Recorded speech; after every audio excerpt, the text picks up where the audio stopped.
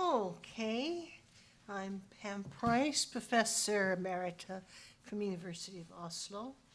The first panel is called Interventions 1, Democratic Origins. And this panel focuses on what might be called the origins of Indian democracy, or more specifically, the origins of Indian democracy in the nationalist struggle and other subaltern struggles in the first half of the 20th century. The first speaker, each person has 20 minutes to present, is Sandipto Dasgupta. Thank you.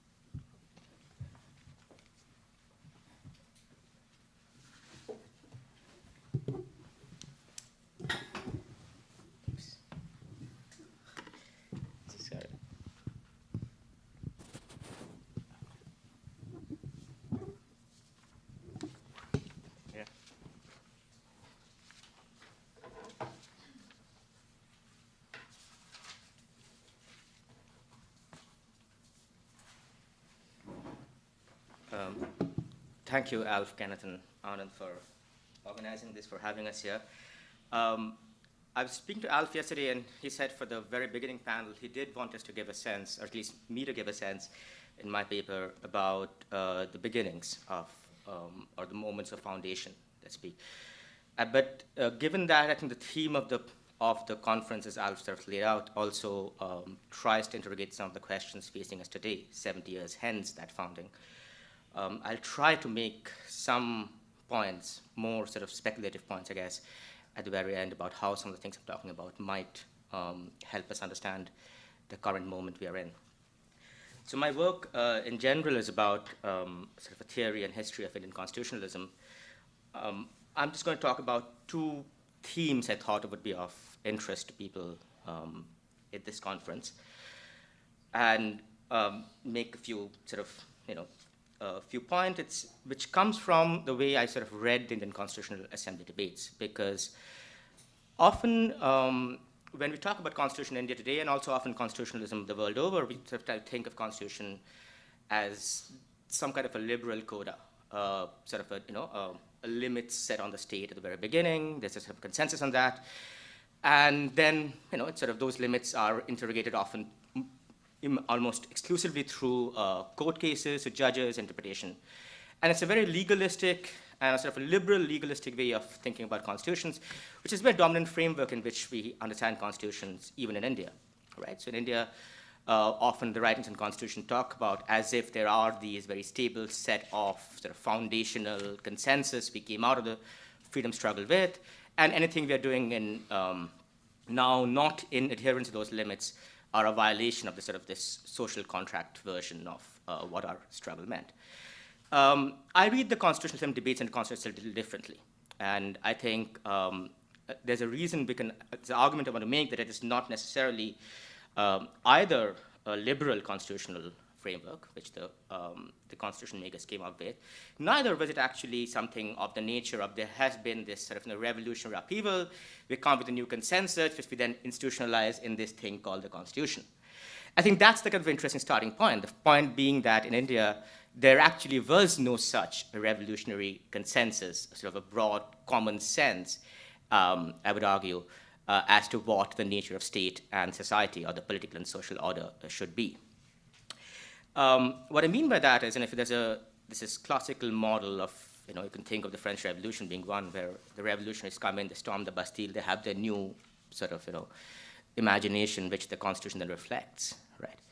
And if you read the kind of the writings of the Congress in the last years of just basically after quitting the movement, when it's kind of very clear that they are the party of government in waiting, basically, no longer a party just of anti-colonial movement. As well as in the assembly, they think of the word revolution very differently, right? And there are actually lots of interest. Nehru has this long quote where I like that she said that people always tend to think of revolution as this upheaval and bloodshed and sort of breaking things and making new things. But I really think revolution is about changing the way people live, getting them food, getting them housing, building industries, right?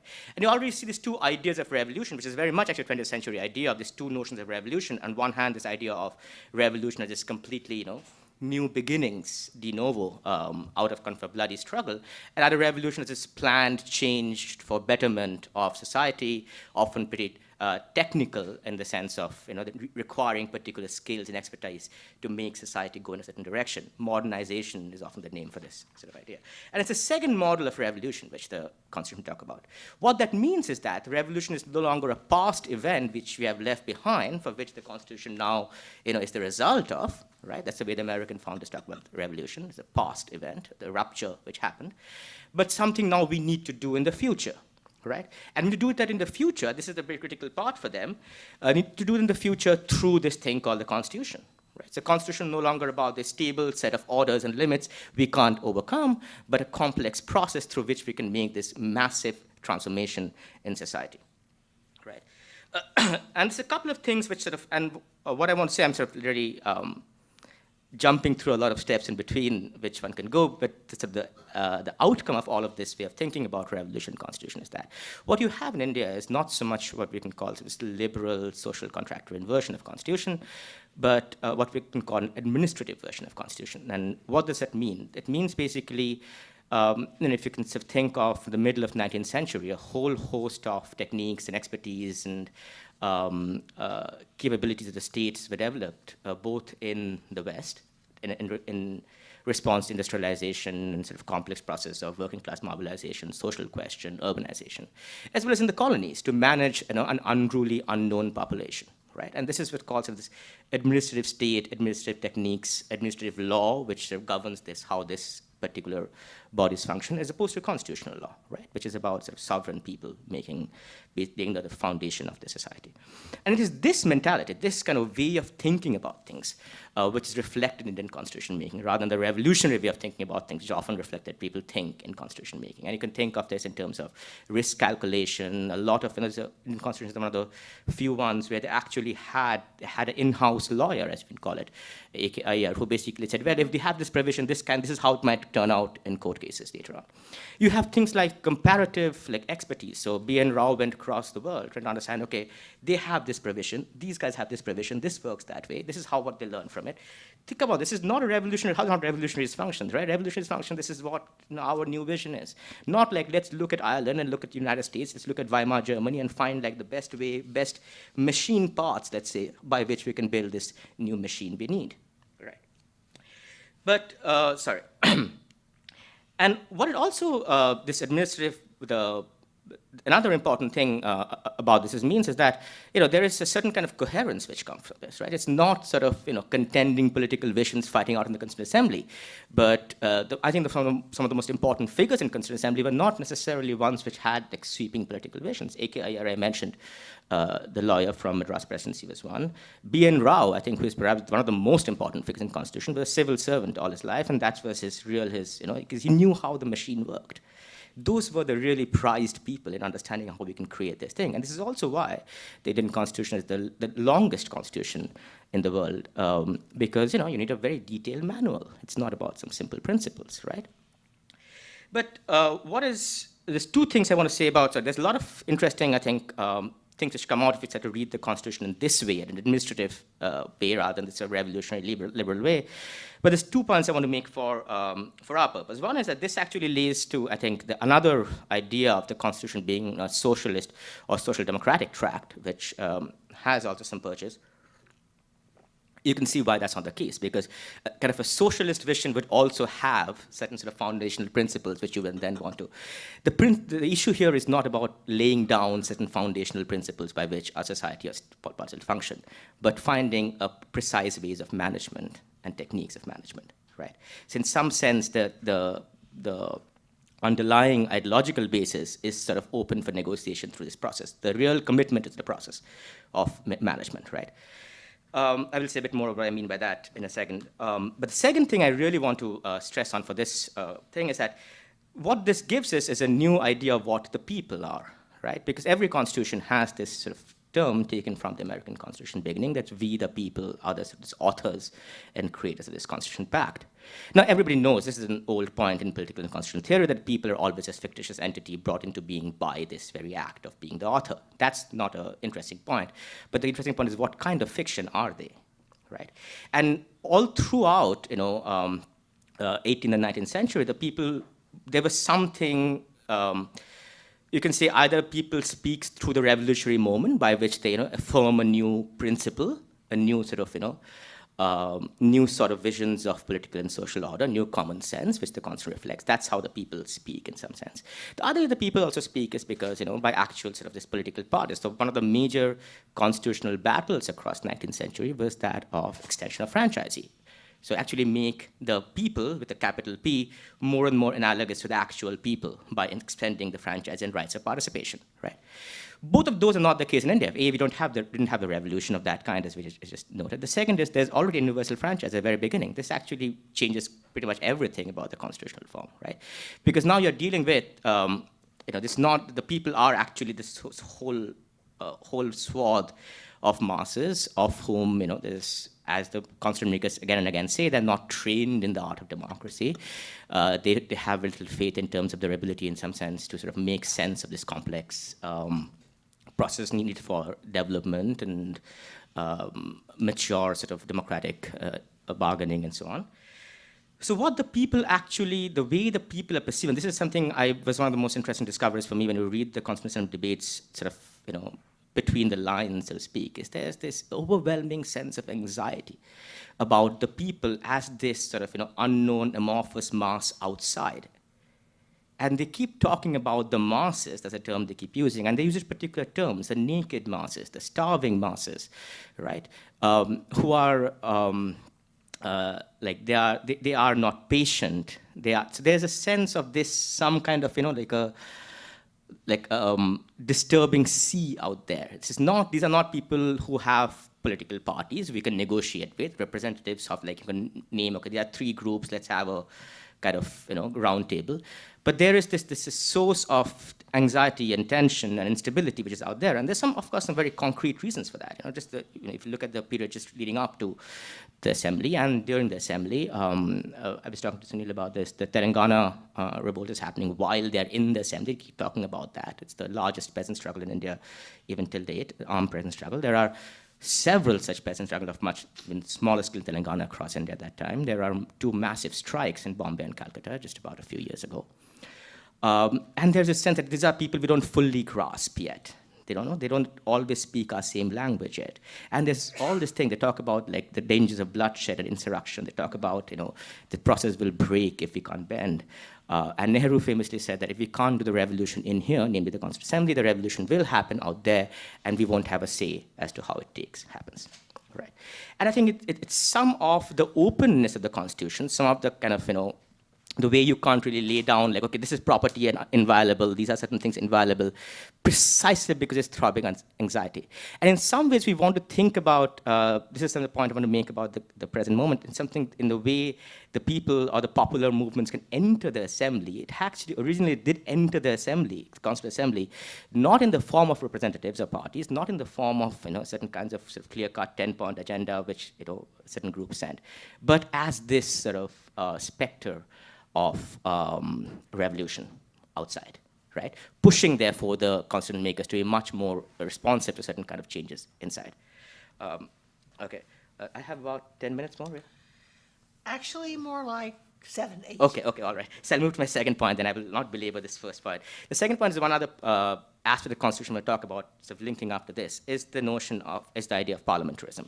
I think the fact that India became a parliamentary democracy is often, it's not often written about that much as say, fundamental rights or directive principles, partly because people think it's an obvious thing. Britain was parliamentary, and often former colonies follow their colonizers' paths, and that's what happened. But actually, there's a very interesting set of debates as to why parliamentary democracy. And if you think about it, the reason it's interesting is because if you think about it, if you want to have this sort of mass transformative agenda, pretty much all the countries which went for that did it under a pretty strong unified executive. You can think of Bismarck's Germany, you can think of the Mexican Constitution in 1917, which had this huge social rights agenda, had a presidential form.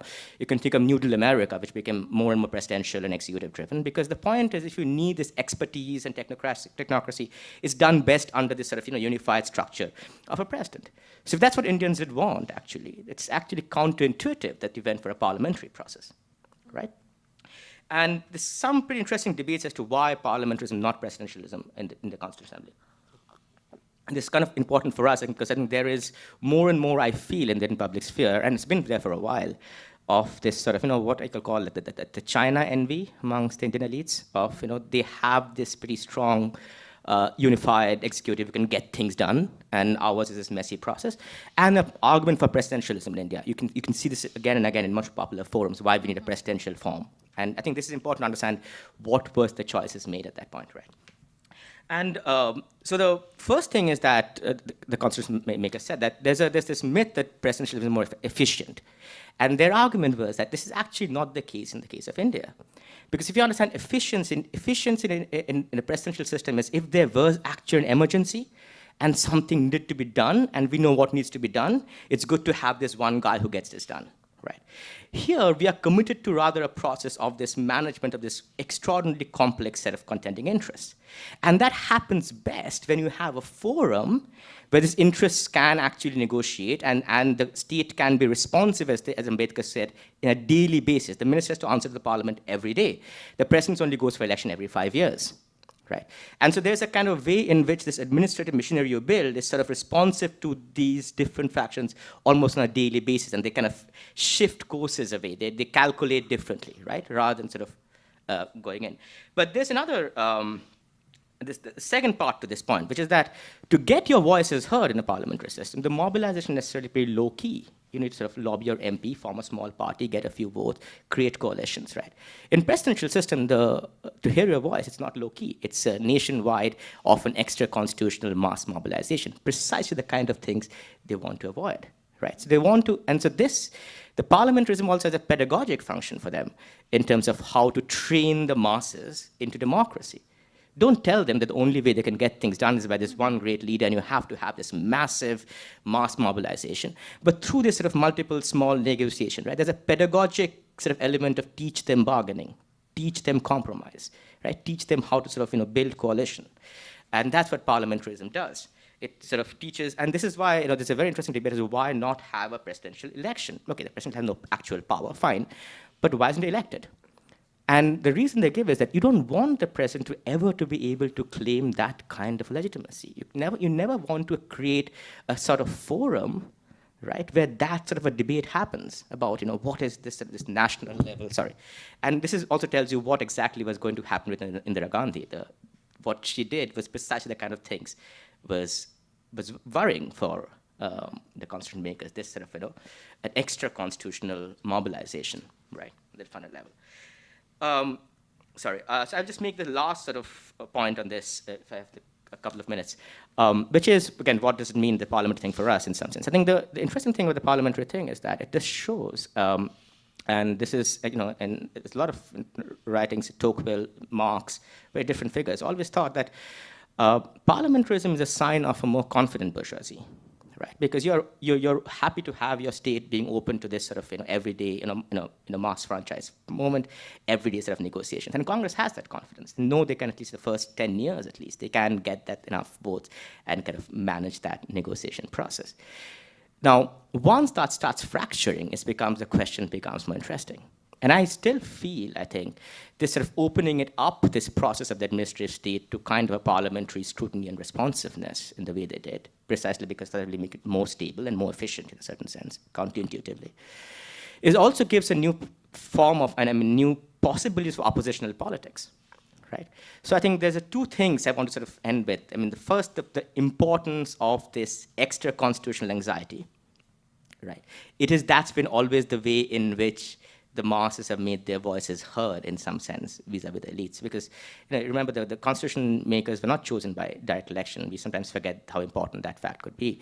They came in as Ambedkar because of his wisdom and knowledge. And so these are sort of this technocratic phase, and the technocrats only hear the noise outside because they're not really, there's not ways in the masses have these ways inside, otherwise from making the noise outside. So I think that's one important sort of political thing vis-a-vis the constitution process, and how it's not, I think at least, not through court cases and not through these sort of, expert committees in which we sometimes think the big social movements sort of can be heard. That's one point. And the second point, this is all made very in a sketchy way. We can talk about it more in the direction. The second point is the fact that the parliament system sort of opens the process up as opposed to the presidential form of needing this extra constitutional mobility.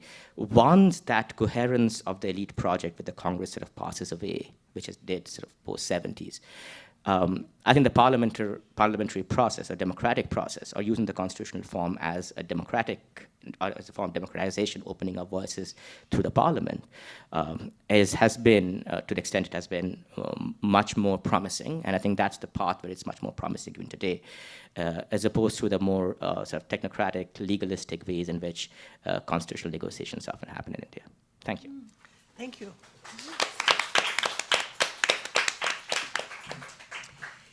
The next speaker is Anupama Rao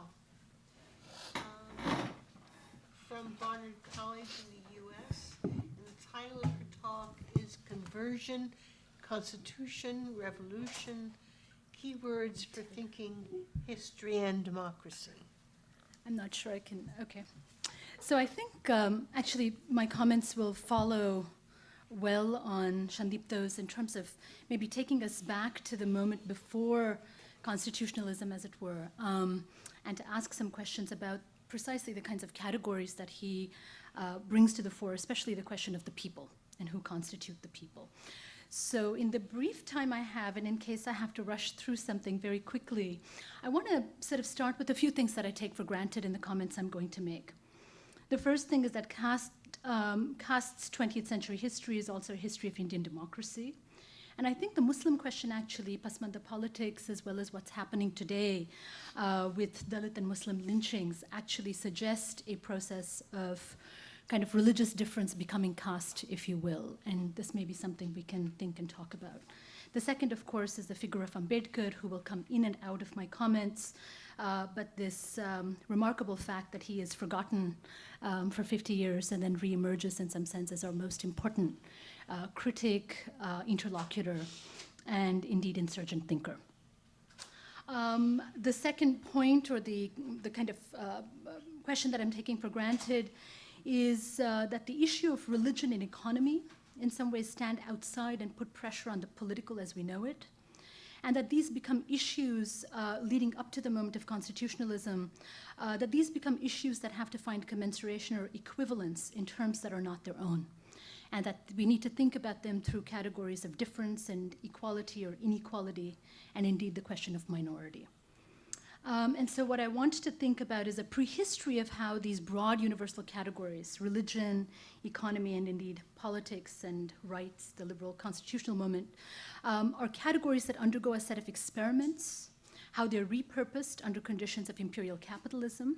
So my terms, revolution, conversion, and I'll end with constitution, I want to see as so many modalities of response to the question of what stands before or outside the political.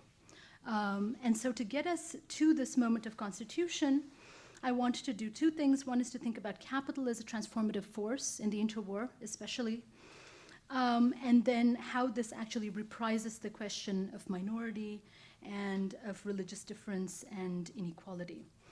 And then just something about my method. I want to think about modes of abstraction and de-abstraction. You will see this in the comments that I'm going to make. And so this is also, to my mind, a way of challenging kind of intellectual history or political thought and the ways in which we have seen this period being described or discussed. Okay. So following the conceptual impasse of liberalism and the end of communism, a group of political philosophers and social theorists have been concerned with how history might intersect with theory to reanimate or revivify conceptions of the political. For them, the relationship between the experience of social marginality and trajectories of political enfranchisement or visibility cannot be explained through the normative language of political philosophy, which typically considers questions of freedom, liberty, sovereignty, and morality, without also attending to the material conditions, the relations of production as also social relations, and the question of agonism within the domain of the social. Thus, Judith Butler asks, what happens when the universal is wielded precisely by those who signify its contamination, by those socially excluded and marginalized? Is it possible that conventional and exclusionary norms of universality can, through perverse reiteration, produce unconventional formulations of universality that expose the limited and exclusionary features of universality itself, even as they mobilize new demands? We might think with Butler in recalling figures that have claimed the place of the universal by challenging the primacy of labor universalism in standard Marxist accounts of political subject formation. Jacques Rancière speaks of philosophy's discomfort with the figure of the poor as an illustration of philosophy's discomfort with the concrete as such. In other writings, such as Knights of Labor, Rancière criticizes the assumption that the divide between intellectual and manual labor is real. Indeed, Rancière is at some pains to indict something like an inequality of imagination that is produced when thinkers engage in the fallacy of associating the capacity for thought with the sociological conception of status and location, thereby assuming that material destitution contains mass intellectuality. More recently, Frank Ruda has argued that poverty is the unthought in Hegel's philosophy and focused on the transformations of the poor into rabble in Hegel's philosophy of right. Or the literary theorist Peter Stalibras has argued that we revisit the figures of the lumpen proletariat to see how Marx conceives them as a sartorial category of visible multitude. Fanon instead argued, as we remember, that the lumpen proletariat was one of the most spontaneous and radically revolutionary forces of a colonized people. And then there are the minority identities, Negro, Dalit, Muslim, Jew, which gained salience in the interwar in the context of imperial transition and nation-state formation. A history of minority is also a history of the 20th century is waiting to be written, and I'll come back to this when I end with Ambedkar. But for now, the inventory that I've offered above is meant to bring into view figures whose concrete particularity troubles the constitution of the social whole, and whose politicality, that is, the conditions under which their actions might be viewed as properly political, must be established rather than assumed. Commensuration and historical comparison play a crucial role here. For instance, Ambedkar's conception of the Dalit as a figure of political potentiality would not have been possible without historical comparison. It is through acts of commensuration between caste and race, and later between caste and class, that caste came to be viewed as a historically determined form of quite general processes of inequality and subordination.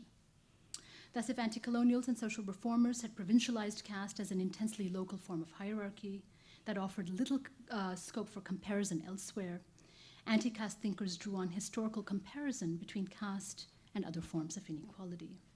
Indeed, they made equality thinkable by describing inequality. And the basic point that I want to make here is that it is through the process of historical comparison, indeed globalizing, and in a sense thinking through figures of dispossession, that it is possible to think equality at all in this time. This stands in contrast, of course, with the politics of that time, but it also poses that as anti-colonial nationalism. But it also poses a challenge for contemporary scholarship on caste, which has challenged representations of caste as a form of non-political difference and a manifestation of hierarchy contra North Atlantic conceptions of equality, and has done so by historicizing caste's social pertinence and analytic centrality as a form of subcontinental difference. So how to deprovincialize caste in order to think about its place in globally ramified conversations about equality, inequality. So this is, in a sense, the first set of moves of kind of globalizing these categories, if you will, before we can think about specific forms of political redress, which brings us to the moment of constitution and the kinds of points that Sandipto was making, it seems to me. So how to think difference and equality, exception and universality together. These terms structure the terrain of contemporary politics in India, and they characterize the nature of its constitutional democracy. Their relevance for contemporary conversations about new alliances between Dalit and Muslim, and between Ambedkarites and the left, which are sort of important conversations happening today, is obvious, but I hope we can talk about them in our collective discussions over the next couple of days. So what I very briefly want to do is to think through these figures of dispossession and the ways in which imperial capitalism and the question of caste and class actually get constellated. And this is my keyword, revolution, or to think about or to rethink the question of labor in the context of Indian specificity, if you will. And I'll try to do that with the question of religion as well, and then bring us to the Constitution. So in terms of figures of dispossession, I want to take us back to the late 19th century and to think about the fact, and I'm thinking through figures in Maharashtra, Phule in particular, but just to note that anti-caste activists had contended for long that Jati Bhed, caste divisions, were not merely a social arrangement, but a mode of thought.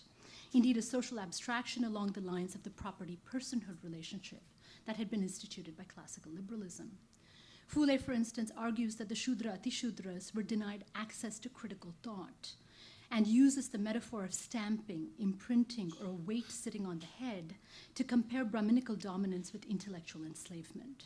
So my question is also, how does thought think itself under these conditions? And in turn, he advocates a radical empiricism as a form of immanent critique. Naming and description were key to Satyashodh, to truth-seeking, and they were themselves practices of intellectual emancipation that focalized the experience of injustice and indifference through resonant imagery. Let me just give you a couple of quick examples. And I want to suggest that it is indeed this kind of mode of both de-abstracting and abstracting that allows us to rethink and to make class useful, as it were, for Indian conditions. So it's merely that kind of an exercise here. Jairus Banerjee's classic study of the Deccan moneylender, and I just want to take us to the Deccan famine for a second, addresses the centrality of debt and rent-seeking to the colonial economy, and does so by making an important intervention in the Marxist transition debate, challenging the telos that underlies the distinction between real and formal subsumption. His exhaustive study of the impact of the commodification of agriculture on the 19th century Deccan suggests the subjugation of the Indian peasantry to the usury capital of Marwadi and Gujarati merchants, and a nascent capitalist class emerging in the Deccan, among the Deccan peasantry. Banerjee argues that essentially peasant indebtedness to local moneylenders had alienated them from the means of production, and it could be argued that, like the industrial proletariat, the peasant too was now working for a wage. In essence, agrarian indebtedness, rather than a sign of backwardness, was the historically specific mode by which the peasant receives a wage for his reproduction, whether in the form of an advance on the crop to be delivered or as a share of the crop. In essence, the peasant has become dependent on the capitalist. He is a worker. Phule describes exactly this world in his time, and describes this world of peasant struggle and survival in vivid detail. His writings, too, recognize that modern transformations of caste carry the potential for immanent critique. In Gulamgiri, slavery, he notes that the Indian peasant has been the proverbial milch cow. Those who successively held sway over him cared only to fatten themselves on the sweat of his brow without caring for his welfare or condition. It was sufficient for their purpose that they could held him safe in their clutches, for squeezing out of him as much as they possibly could. Phule goes on to link agrarian distress with various states of transient and impoverished existence. And he goes on to note the situation of vagrancy, working for wages in a big city, and so on and so forth. And indeed, what I want to merely suggest here is that in Phule's writing, what we see is a rich, resonant world of description, a description of the agrarian sensorium that is in itself a work of radical empiricism that seeks to describe a social totality from the perspective of the exploited and the victimized. And indeed, Phule does this by describing a world of routinized deprivation with attention to figures that embody impoverishment and vulnerability. I won't go into all of the details here, but merely to ask you to take my point here, that what we begin to see here is a profusion of a set of descriptions of dispossession, of vagrancy, and indeed of exploitation that becomes extremely important later for Marxist critique, that it is indeed this kind of anti-caste moment that produces figures and figurations of dispossession that Marxists then take up. And so let me switch quickly to to the moment when we actually see sort of Marxism in the world. And I'm drawing here also on the kinds of arguments that Harry Haroutunian has made in Marx After Marx, which is to suggest that there is a moment of Eastern or early Marxism, a kind of heterodox Marxism that actually tries to think through grounded specificity. It actually works through the kinds of figures of dispossession and figurations of inequality that I'm trying to suggest here. And that indeed, for our purposes today, we may also want to think about the infusion of that early Marxism by a kind of ethical Islam. So, what is it that actually produces and creates a kind of heterodox early Marxism in India, which becomes so important, indeed, for many of these anti-caste theorists? We will get to Ambedkar. But I want to kind of use the figures that Phule draws our attention to and bring us forward, in a sense, to the moment where there's an effort to translate Marx into Marathi. The standard translation of Capital appeared in Maharashtra in the 1960s. However, it's Ambedkar's newspaper, Janata, that had reprinted translations of Wage, Labor, and Capital in the 30s, and had translated these from communist pamphlets. Janata also published Soviet social realism in serialized form, and I think across India, Gorky's Mother, which is translated, attains a kind of iconic status as standing in for not just social realist figurations of exploitation, but indeed as people's, I think, encounter with Marx and Marxism. Right? And so, and I think it's very interesting that it is indeed Ambedkar who, with the formation of the Independent Labour Party, is already beginning to think about caste class as a kind of new formation and figuration, right? That indeed class has to be thought through the figurations of class. So the translation of the Communist Manifesto by Berlin-returned Gangadhar Adhikari happens in 1931. Adhikari himself, of course, as you know, studies in Berlin, comes under the influence of prominent Indian Marxists, and returns and translates the Jahirnama in 1931. This is, in a sense, the only effort in this period to begin to think through local or social specificity. All of the other publications of the Communist Party at this time are about the Paris Commune, about Lenin's life, the Russian Revolution, and so on and so forth, deeply distanced in some sense from social reality. It's in the Jahirnama that class is made legible as a new form of political collectivity through association with existing forms of social experience. Terms such as kashta, hard work, daridrita, impoverishment or destitution, bekar, the unemployed and the worthless, bhuke kangal, pauperized, and association with social forms such as the degraded Dalit Varga or Dalit classes, Pathans, associated with the flesh trade and money lending, and other parasitical activities, and the Mavali associated with the communities of the hilly Sahyadri mountain range, with banditry and guerrilla warfare, all begin to make an appearance in the Jahirnama. Each of these are imprecisely identified with class, and they constituted something like an excessively dispossessed multitude, visually identifiable rather than class specifiable, going back and thinking about your starving masses and the description of a kind of multitude that actually is visible but can't quite be made, it's very difficult to describe them specifically. So what you have here is a set of visual descriptions, and the power of these forms of life was precisely this, to connote and conjure intimacy with the emergent category of class. That is to say, labor was both under-specified and over-described. We see here a process of de-abstraction and concretization in the Jahirnama, exploitation rendered visible through everyday language, and personified in figures of predation. This act of naming could cut both ways. It called up existing forms of life on their own terms, and by placing them besides each other, forced novel associations between them. So these efforts, in a sense, at commensuration and creating equivalence.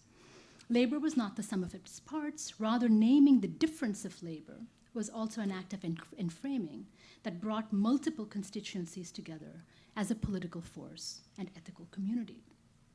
This indeed ought to be seen as a prelude to Dalit writing by writers such as Baburao Bagul and the Dalit Panthers later, who indeed saw social description and poetic speech as one and the same, and as one of the most important forms of critique. That is, figures who sought to instantiate equality in the everyday. Thus, if one were to ask what Marxism or ideas of revolution, class struggle, and so on and so forth meant in this period, how its potential for social and political emancipation was understood, the brief point that I'm making is this, that we could argue, as Andrew Sartori recently argues with regard to Lockeanism, that the thought did not strictly correlate with the writings of a thinker by that name or the numerous scholarly interpretations of Marx's work. Rather, Marxism had already become a powerful mode of thought because it called up earlier images of destitution and dispossession that had long association with anti-caste thought, but which were now redefined through the availability of labor as a concept. In other words, a set of cosmopolitan aspirations and connections preceded the substance of the intellectual links that Dalits tried to establish and remained a placeholder for a politics to come.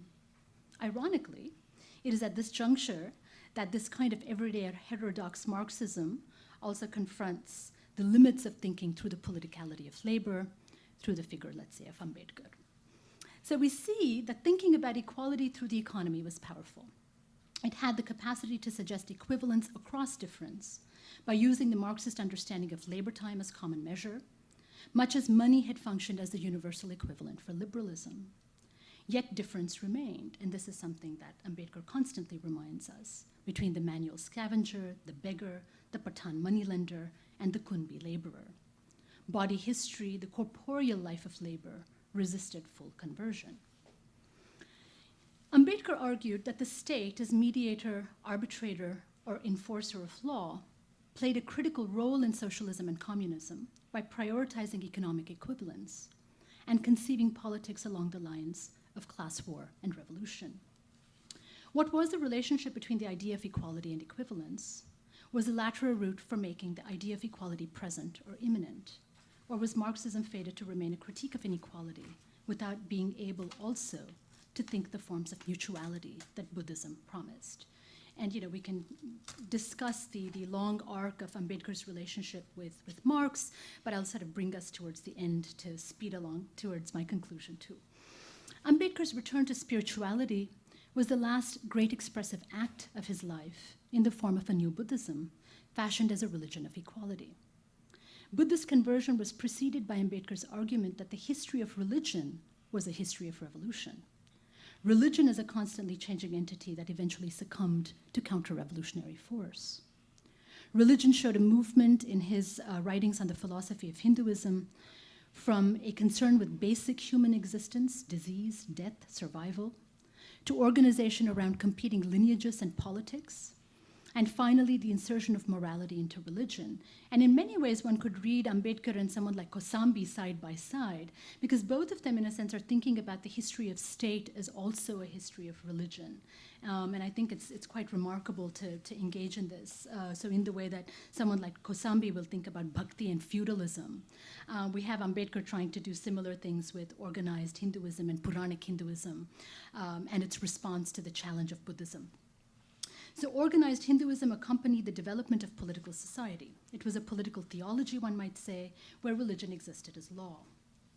Ambedkar's response was to return to the ground of religion itself and to activate the historical memory of Buddhism's disappearance in the very land of its birth. Ambedkar's reclamation of Buddhism as an agonistic historical force reverberates well beyond the immediate moment of conversion, his own, and the 600,000 Dalits who converted less than 2 months before he died. If Hindus refused to make amends to the former untouchable, the latter's conversion to another world religion could change the equation. Buddhism was coeval in status with Hinduism, but superior to it in form and substance. Right? And indeed, it was no religion at all. Its absence in India was not only proof of Brahminical Hinduism's violence, but Buddhism was an Indic religion whose authority no one could dare challenge. This epistemic space that Ambedkar claimed was thus ingenious and unassailable. But the Navayana Buddhism that he established was, in effect, as I said, a godless religion, not legible to extant traditions. So Ambedkar's answer was not only to offer a more intensively conceived form of universality, right, the response, one could almost say, to the engagement with Marx. So this was not only a more intensively conceived form of universality in the ethical universe of Buddhism, it also underscored the singular circumstance of his response. What he had managed to do was to restage caste difference as a religious difference that was both familiar and new. That is, as a conversation that one assumed had already occurred in the millennial past, but the contents of which were in fact to be decided in the future to come. I'm going to take 2 more minutes and conclude, if you will allow me 2 extra minutes. So this brings us, in a sense, to the moment of constitution itself as a conversion. And just recall that I've suggested, in a sense, that the economy and spirituality, religion and politics stand outside the question of the political, but indeed become absolutely essential to it and have to be managed by politics, as it were, by converting those categories into categories of difference and inequality. Ambedkar participates in a debate on the 3rd draft of the Indian Constitution on November 25th, 1949. Alf has already mentioned the first part of Ambedkar's statement about the contradictions of political democracy and social inequality. Ambedkar goes on to argue that he and his generation had done their best to make a good constitution through recourse to a grand exercise in comparative constitutionalism.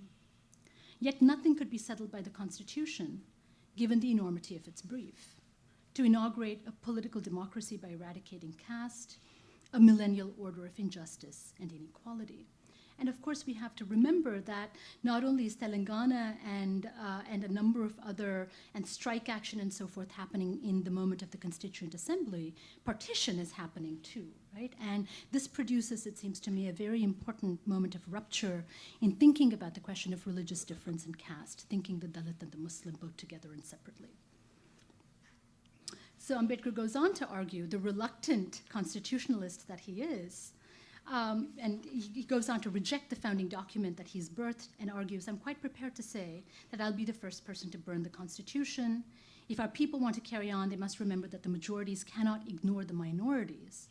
By saying, oh no, to recognize you is to harm democracy. So this question of the history of minority is the history of the 20th century, in some sense, that I began with. How do we think about this question of minority? How is it figured in Ambedkar? Ambedkar's reluctance reflects both his commitment to the skepticism of programs and policies instituted to produce social equality, and instead draws attention to the gap between legislated redress and existential suffering, and between the founding document and the equality it imagines. This recurrent staging of this aporia underscored the difficult relationship between caste and democracy, between historical difference and inequality. Ambedkar's response was in keeping with a more general tendency of his to invest in institutional responses while remaining skeptical of their transformative effects all the way through. He does this with the economy, he does this, of course, with the Hindu Code Bill and so on and so forth. He's always within and without the state and the idea that the state can be the site of redress. Rather than excising contradiction from the field of politics, then, Ambedkar's actions had effected a signal transformation of the political, which consisted of investing law and the Constitution with the capacity to reveal the state's historic complicity in the extension of caste power.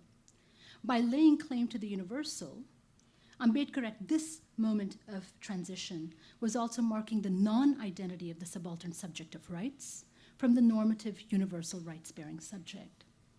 In Aniket Zaure's powerful formulation, 2 seconds, this is what I'd like to call the stamp on the forehead of the state. I mean stamp in the double sense of a bureaucratic seal of endorsement, as well as a mark of contradiction that is from now on forever visible. This, in a certain sense, is an inversion of the mark of caste, and this is the contradiction, in a sense, that the state must constantly play out, producing the Dalit as a political potentiality and a very particular sort of historical subject and a figure of universality.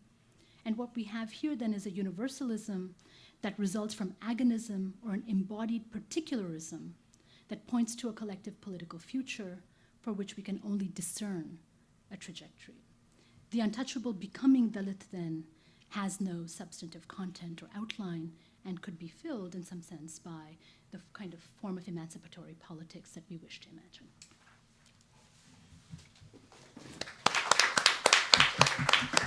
I'm sorry for that. 3 minutes. Okay. Last paper presenter is Sunil Purushotham from Fairfield University, USA. and the title of his talk is Violence, Sovereignty in the Indian Republic at 70. Thank you, and wow, that's going to be difficult to follow up. I also cut into 3 minutes of your time, so my apologies. That's quite all right. And thank you for all the organizers for bringing us together today. I'm quite humbled to be included with such a great group. So Alf has asked me to speak on the topic of violence and democracy, so I'll try to give a little bit maybe of the sort of background to both the constitutional debates and some of the transformations that Anu has mapped out. The conventional narrative, of course, associates Indian democracy with nonviolence, both in terms of Gandhi's leadership of the national movement and with the unexpected and unconventional success of parliamentary democracy after 1947. In recent years, however, violence has come to be seen as integral to pre-independence politics, to the birth of the republic, the hegemony of the nation-state, and everyday social and economic relations in an ostensibly democratic society. And I think this is the contradiction that Alf had pointed out in his introduction. There's a general consensus, I think, that the foundational elements of Indian democracy and its constituent antagonistic trajectories date from the late colonial period, and especially from the interwar period. In both the academy and popular media, a fierce debate has raged over the ideas, meanings, and legacies of India's so-called founding fathers. The major ideological contours of Indian politics, right, this is a very sort of Americanized discourse, I think. The major ideological contours of Indian politics were given shape during this period: Gandhianism, Nehruvian secular nationalism, Hindu majoritarian populism, Hindutva, Muslim nationalism, Ambedkarite agonism, and so on and so forth. Communism, it can go on and on. As Shruti Kapila has forcefully argued in a series of articles in a forthcoming book, violence was the master category of Indian political thought during this period. The question of violence, in turn, was not organized along the colonized-colonizer axis, as it would have been for someone like Fanon or others, but was instead linked to the question of fraternity and thus directed not towards the outsider or the other, but towards one's own, the intimate and the familiar. Well before independence, then, Indians were preoccupied with imagining life without the British and how to forge a common political existence without the denial of difference or inequality. Crucially, the questions of violence and freedom in this ideological context became inextricably intertwined. Most of the commentary in recent months, marking the passing of 70 years since 1947, has focused not on the achievement of freedom, however, but on partition violence itself. 1947 has, in other words, become most closely associated with violence, an association, I think, that has sort of overwhelmed earlier triumphalist narratives and elided the constitutive relationship between violence and freedom and violence and democracy. Partition is cast as a tragedy, evidencing the dangerous nature of nationalism itself, or as a destruction or vivisection of the Indian nation rather than its moment of realization, right? So there's this, understanding that independence is also a sort of loss. And even in Nehru's very famous speech, you have this sort of sense, 1947, that was cited by Alf earlier. In these accounts, as in much of the scholarship on partition over the last 2 decades, or 3 decades basically since 1984, the partition is framed as both a traumatic rupture and a protracted process, what some people are calling a long partition. 1947 is seen as an event with an opening but lacking closure, an event that opened up an unresolved traumatic wound that continues to fester, haunting the subcontinent to this day. And I think this is very useful for understanding the lasting and often devastating and all too familiar consequences of the partition, and for encouraging us to approach the event in terms of the way that it was experienced by those who lived through it. Veena Das, for example, has explored how the event comes to structure and permeate social life during ordinary times. So while the stakes of the recent partition scholarship and this sort of commentary surrounding 70 years are quite clear with regard to nationalism, they are less so with regard to democracy, right? And that seems to be often what is missing from this commentary. As illuminating as it is to approach partition as a process, I think we have much to gain, analytically speaking, by approaching it as a discrete event and indeed a rupture. Events, of course, are not single moments in time, but have internal temporalities, sequences marked by opening ruptures or breaks from routine practice, periods of uncertainty and dislocation, and ultimately closure and suturing, marking the resumption of normative time. Yet this resumption of normative time is not simply a return to the status quo ante, but results in durable structural transformations. So my contention then is that the event and the historical processes of its suturing were deeply constitutive of the new nation state and in certain respects foundational to Indian democracy or indeed the republic itself. So as far as the time frame goes, when is the event? How to locate this in a sort of temporal framework? You could even take a few months in 1947. You could argue from June 1947 to January 1950, from the announcement of partition to the founding of the Republic. So that would be the period of dominionhood, we could call it that. I think you could push it productively in both directions. To the inauguration of partition violence with the Calcutta killings and the formation of the Constituent Assembly and the interim government in mid-1946, to the first general elections in early 1952. And I think that's the framework I'll work with. So this single event then was itself sort of constituted or comprised of interconnected events, a sort of cascade that dislocated extant structures, disrupted ordinary routines of social life, refashioned power relations, and opened up new historical trajectories. So the sequence I mapped out in my doctoral work began in Punjab, moved on to the princely state of Hyderabad, and ended in Telangana. Obviously, there are so many other events, Gandhi's assassination and the naming of Hindutva as a sort of shadow of secular nationalism. So there are many different ways in which we could, constituent components of this event. And there are, of course, many ways in which this event was transformative and constitutive. But I want to focus on two very general ones. First is the dismantling of an imperial geography in forms of territoriality and the building up of new national ones. Second, the transformation of the colonial state, seen as foreign and external entity, into a republic invested with popular sovereignty, or at least making hegemonic claims to that extent. So the event produced a territorial state that maintained some features of its colonial predecessor, but was in many respects a very new artifact. This process of territorialization occurred in multifarious ways throughout India. One way to look at it is the conventional way of demarcating territorial sovereignty, the making of international borders.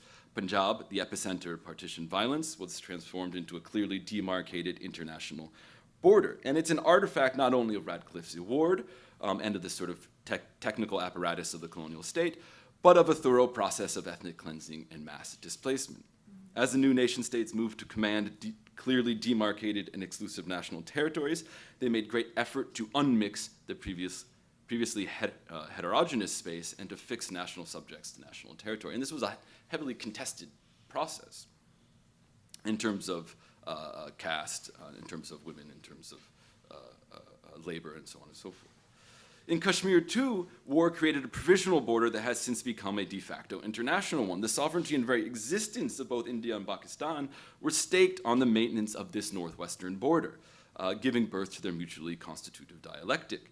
The contrast with India's border with Bangladesh, still undefined to date, or with the northeastern frontier, I think is instructive on the role, pointing towards the role of violence in producing these borders. From the end of the Second World War, the Indian state increasingly lost whatever monopoly on violence it had previously exercised. And unlike other distinctly modern events of mass violence, partition violence emanated not from the state, but from society. The event was sutured not by taming violence with greater violence, but through processes of absorbing and channeling violence that were in turn deeply constitutive of a new regime of citizenship and sovereignty. Vulnerability and the precariousness of life authorized state intervention in society and invested the state with new expectations. And so here you have, with partition violence, this sort of instantiation of the people, not as a sort of revolutionary force, but as the masses in their sort of purest, most sort of bare form, right? And I think this sort of vulnerability and precariousness of life was crucial at the moment. Efforts of refugee relief and rehabilitation were critical to the legitimation of the new state as distinct from its colonial predecessor. For the first time, people made claims upon the state as a matter of right. And these aren't just the sort of elite, but people of all backgrounds. That is, violence was the sort of primary context for originary invocations of citizenship, making the refugee camp in many ways a foundational site of Indian democracy, sort of counterintuitively. Institutional practices of care and control sought to convert violent, victimized, and displaced populations into docile, settled, and rights-bearing citizens. And of course, this process was foundational not only to citizenship, but to the building of a new regime of state power. Crisis worked to subsume freedom under sovereignty and the stability of the new state. State intervention was integral to what Vina Das has called the descent into the ordinary, the resumption of normative social life, marked by the suturing of the event. This descent included the rearticulation of caste and gender hierarchies, as Ravinder Kaur and others have argued. And Ambedkar is quite interesting on this. He's actually asking for separate refugee camps for Dalits and others, and not to be included, but actually to be given equal rights separately. So it's sort of recognition of difference, even amongst this sort of universal devastation. Das reminds us, however, that the people were not simply passive victims of state power, but were actively involved in the evolution of the idea of state responsibility, thus pointing to the way in which social panic worked to feed new expectations of and authorize new interventions by the state. And the crisis of partition was also the birth of the developmental state, and authorities saw it as such, saw refugees as raw material for the project of national development, and their efforts were aimed at turning burdens into assets. If you look at the sort of planning commission and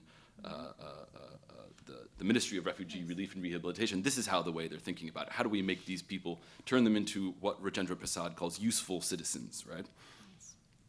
And East Punjab itself was transformed from a low-yielding area into a surplus state, and Punjabi refugees were held up as ideal national subjects who suffered and sacrificed for the sake of the nation, only to overcome tragedy and commit themselves to the patient work of nation building. So I think I'm going to sort of, I was going to say something about the Constitution, but maybe we'll leave that for the discussion. So that's Punjab and North India more broadly. If Punjab and Kashmir represent the internationalization of an imperial geography, Hyderabad represents the domestication and dissolution of an imperial geography within the national. The constitutional standing of the princely states had been a long-standing point of contention and confusion, especially since 1919, when efforts were first begun to bring princely and British India into an all-India federation.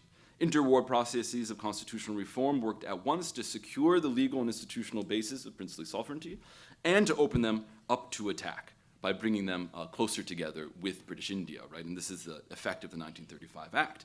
And Congress and League opposition to the Act and its proposed federation were based precisely on princely claims to sovereignty. The Muslim League on the basis that most of the Rajas were Hindus and would then thus swamp whatever guaranteed representation is there. And the Congress issued their demand for the Constituent Assembly only after the 1935 Act in direct response to princely claims for sovereignty. Right? Previously, the demand for a Constituent Assembly had never been issued formally on the basis of popular sovereignty. So even by the time of independence, the princely question had hardly been resolved. But I think there is a way of thinking about partition, especially the Congress' willingness to accept partition, is on the condition that the princes were cut out of the deal. So the British end this triangulation between the princes, the princes, the Congress, and the Muslim League just by making it a more binary, sort of bipartisan sort of deal. The erasure of princely territoriality and the constitutional distinction between the two Indias was a contested and violent process. Most obviously, the coercive institutions of the colonial state were commandeered by the Congress and redeployed in service of the national project. In Hyderabad, this took the form of what is known as the police action in September 1948. Yet, transitioning from an anti-colonial nationalist movement into a ruling party, the Congress did not simply give up agitation and popular mobilization, but rather than aiming at subverting state authority, subaltern violence was sought to be converted, co-opted, and channeled, disciplined, one could say, in service of the national project. So I think there are some parallels with the BJP-RSS sort of relationship today. Unlike in Punjab, where state sovereignty was built up through efforts to absorb and subdue violence by converting a highly mobilized situation into a settled order, in and around Hyderabad there was a dispersal and mobilization of violence, which served as a sort of ground-clearing exercise for a state making claims to popular sovereignty and territorial hegemony. On the one hand, there was the state and Congress-sponsored action. In the provinces and districts surrounding Hyderabad, as in Kashmir and elsewhere, tens of thousands of so-called home guards were raised and armed. Something like 60,000 rifles were sent within a few months' period. Home guards occupied a liminal position. They were endowed with the capacity to exercise violence on behalf of the state, but were not properly of the state. And if you look at the reports of district administrators, district level administrators at the time, especially in Maharashtra, they're just distributing weapons quite freely. So it's not a process of arrogating and monopolizing violence, but actually dispersing it. And on the other hand, there was a contingent ideological conjuncture that brought activists from the Congress, Hyderabad State Congress, Socialist Party, Arya Samaj, and the Hindu Mahasabha together in a violent campaign of disruption and sabotage aimed at contesting Hyderabad's sovereignty and laying the ground for overt state intervention in the form of the police action. So what you have is this sort of dispersal, and then the state moves in afterwards. And Patel, of course, was the key figure here, who in a quasi-Maoist mode, I think, sought to consolidate state power not by arrogating and monopolizing violence for the state, but through the dispersal of violence into the body politic. And Patel was central to the transformation of the mobilizational architecture of nonviolent satyagraha into violent action previously, during the Quit India movement, which in many respects foreshadowed post-war mobilizations. So Nehru and Patel get into a sort of spat after the police action, and Nehru is quite concerned about all the reports of violence emerging out of Hyderabad. And Patel sort of brushes him off and says it represents nothing short of a revolution. And this is he's referring directly to what we can call an anti-Muslim pogrom in Hyderabad. And he says this is nothing short of a revolution, an articulation, that's his direct words, an articulation of popular sovereignty long suppressed under an artificial and foreign structure, finding utterance. So unlike earlier nationalist denunciations of communal violence as irrational urges of the unwashed masses, that is, as essentially social or religious, Patel was pained to portray this violence as essentially political and, more importantly, as foundational, a coming together of the nation with the state. And such violence did indeed, I think, help clear the way for the establishment of a majoritarian republican polity, in which sovereignty would be derived from the demos rather than dynasty, or what Patel called the ultimate paramountcy of popular interests, to use a sort of constitutional term here. Of course, the violence in Hyderabad was largely directed at Muslims, points to the majoritarian nature of popular sovereignty and to the ways in which events cascaded during this period, how anxieties of civil war and fratricide in North India worked to transfer the modular idiom of communalism to peninsular India. And there are ways in which a sort of kingship form of kingship is sort of occupied and dispatched, and maybe we can talk about that later as well. And again, this is a rupture in which the Muslim as a category undergoes sort of dramatic resignification vis-a-vis Indian democracy. And of course, not all popular mobilizations of this period were supportive of either the Congress or the nation-state project. One of the major, if implicit, I think, questions raised by Ranaji Guha in the Subaltern Studies project was, why wasn't there a revolution in India? And this is sort of the implicit question underneath sort of Alf's opening statement. How did bourgeois incrementalism arrogate independence and freedom over more radical alternatives? And I think the revolutionary potential of the upheavals of 1947 was in many ways exhausted in fratricidal violence that fed into state formation, right? So there's actually this reification process here. Moreover, there was actually a revolution, an aborted one, but there was in Telangana and elsewhere throughout India. The CPI at this time was upholding its sort of false independence line. And Telangana was seen to be India's Yannan. And it raises a number of issues which are relevant, I think, here. First, you have the domestication of communism within the national and the subordination of class struggle to a procedural parliamentarism and developmentalism as the outcome of this. State violence was crucial to demarcating the political sphere and channeling radical politics into constitutional paths. There's this sort of incorporation that happens. And second, it established Maoism as the shadow of the liberal nation state and forged the link between Maoism and so-called tribal politics at India's internal frontier. The Andhra Provincial Committee in April of 1948 openly adopted a Maoist line of People's War. And it was the first articulation that I'm aware of Maoism outside of China, and it's even before the triumph of the revolution occurs in China itself, right? The Chinese Civil War is still going on at this point. So again, it's not the proletariat, but the peasant that becomes the sort of universal figure, at least for Asia at this moment. So maybe we can talk about that as well. Third, what you see is a dispersal, again, a dispersal of violence, but also its routinization rather than its sort of suturing up as you get in Hyderabad in general. You get a sort of routinization of violence at India's internal frontiers. And I think what I'm calling India's internal frontiers, and this raises important questions about the anti-democratic nature of the law, including the Constitution itself and the project of national development.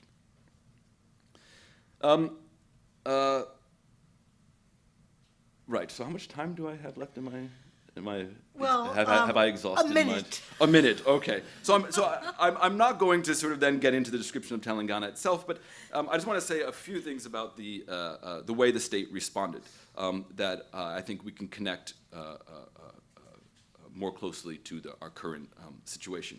One is, while the princely geography of the Raj was dissolved, much of the colonial legal and jurisdictional architecture relating to forest and tribal areas was maintained, and I'm sure Nandini will say something about this. The Indian state responded in familiar ways. Telangana was declared a special area, a space of exception marked by the suspension of civil laws. And so this is a predecessor to the Defense of India Act and AFSPA, but it's a way in which lawlessness or these areas are sort of marked as frontiers in a similar way that you get in the Northeast as well. The encounter became routinized, and I think the encounter, the so-called police encounter, becomes the sort of signature form of state violence in India. And I think it's important because it's not spectacular or public or avowed. Indeed, it's hidden and disavowed and denied altogether, right? So there is this sort of aspect to it. Second, a series of ameliorative or developmental measures were implemented, and I think there is a way in which the Constitution seeks to sort of answer the social question that then authorizes and legitimates new forms of state violence, right? So I think this is, what Arendt sort of said about the French Revolution in some ways. But whole populations were removed from the hills and forests and relocated to tribal rehabilitation centers on the premise that these were necessary steps to give them their constitutional rights as one could say differentiated subjects, as sort of scheduled tribes deserving of special treatment. And again, the state attempted to consolidate its authority, not very successfully, through a dispersal of violence. Home guards, village defense squads, Gram Raksha Dals were formed throughout Telangana. And in tribal areas, where I find a remarkable parallel with current events, authorities deputized what they called special police constables, what they called SPCs rather than SPOs, and organized what they called around 15 Koya tiger squads, who are the parallels, one could say, of today's Koya commandos, right? So there are some sort of interesting parallels. Nevertheless, the real story here is that the solution to the revolution was not simply state repression and violence, but was incorporation and was a political solution. And I think I'm not really sure if the Indian state has ever successfully executed a counterinsurgency without a political solution at the end, right? It's never sort of won that battle. So just to conclude very, very quickly, the Nehruvian nation state sought to sublimate its constituent antagonisms, and the violent events of the late 1940s facilitated, I think, the conversion of long-standing contradictions and antagonisms into a settled institutional order. Revolutionary politics was pushed to the frontiers or converted into parliamentarism, poverty and class conflict into centralized planning and state-led development, caste-based social strife into affirmative action and adversarial electoral politics, regional and linguistic identities into federalism, religious difference into secularism, popular sovereignty into a universal regime of citizenship rights and franchise. And of course, none of these contradictions or antagonisms were resolved, but they were routinized and institutionalized. And in all of these ways, we can see democracy itself as a means of converting violence into nonviolence. And again, this points to what Shruti Kapila has called Indian democracy's sort of essentially agonistic character, and it's a sort of a word you used as well. So I think it's something we can also talk about. How can we understand agonism as sort of essential to Indian democracy? So I think I'll stop. Okay, there. thank you. Okay, Ajay, you can take my seat.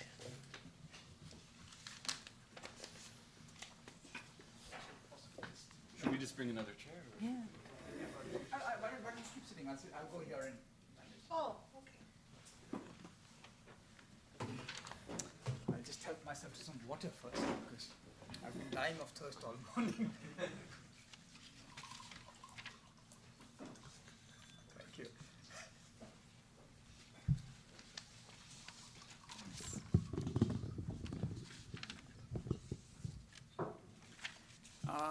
Well, thank you for these lovely and profoundly generative papers. Anu's work, of course, I've taken pleasure in allowing to think now for nearly 2 decades now. But this time around, there was the additional pleasure of familiarizing myself with the work of 2 young scholars whom I've been hearing of for some time now, Sandipto and Sunil. As my point of departure today, let me take Sunil's fascinating delineation of the intertwined events of independence and partition. Sunil puts it very crisply and succinctly, and I should say that much of what I'm going to say, not this part, but later. I mean, I'm also drawing on things that were there in the paper, but that are not that they didn't necessarily talk about as much. In a sense, I think it'll complement what they're saying. Yeah. So Sunil puts it very crisply and succinctly. And he read this part out. Events, of course, are not single moments in time, but have an internal temporality. A sequence marked by an opening rupture or break from routine practice, a period of uncertainty and dislocation, and ultimately a closure and suturing, marking the resumption of normative time. And as Sunil was also mentioning, this new time is different from the time that preceded it, right? And for both Sunil and Sandipto, what they are doing is bringing out the eventfulness of independence as distinct from partition. And of course, these are 2 intertwined events, but they're also events with very different temporalities, right? And it's the interplay between them that is important. Now, independence as an eventfulness, I think there are 2 things that emerge very clearly, and those 2 registers are eventfulness, are revolution and freedom. Yeah? And I'd like to keep them on the horizon as I make 3 remarks about one remark each about each of the papers, because there's not too much time after all. And the first, one register of the difference in the eventfulness of partition and independence is, as Sunil emphasizes both in this essay and perhaps even more elsewhere, especially in his essay on Hyderabad, is the difference in their violence. In the Hyderabad essay, he introduces the concept that's also working in this essay more quietly, that is the concept of internal violence, as distinct from external violence. While external violence is directed at another, internal violence is directed at an intimate or familiar. Implicit in what Sunil suggests is what one might say is a 3-fold distinction. On the one, the self, the other, and the familiar. Right? We often think of violence as directed at the other, and relatedly of violence as othering its target. But violence does not only other its target. We just have to remember the phrase domestic violence to remember that violence also has some very intimate targets. And I take one implication of what Sunil is suggesting to be that while partition is a moment of a social violence against the other, independence is inaugurated by a double movement of legitimization. On the one hand, a governmentalizing violence that absorbs, which is also so to say internalizes, right? That absorbs the effects of the external violence inflicted by the other, and that's the sense in which Sunil was talking of refugee camps as the founding moment. And on the other hand, a violence against the intimate, right? And I would add here that the slippage between, on the one hand, intimacy and internality, and on the other hand, otherness and externality, is both suggestive and absolutely crucial, because as you know, intimacy is not the same as internality any more than otherness is the same as externality. It's very, very productive to the arguments that both of them are making. The consequences of this internal and intimate violence continue today.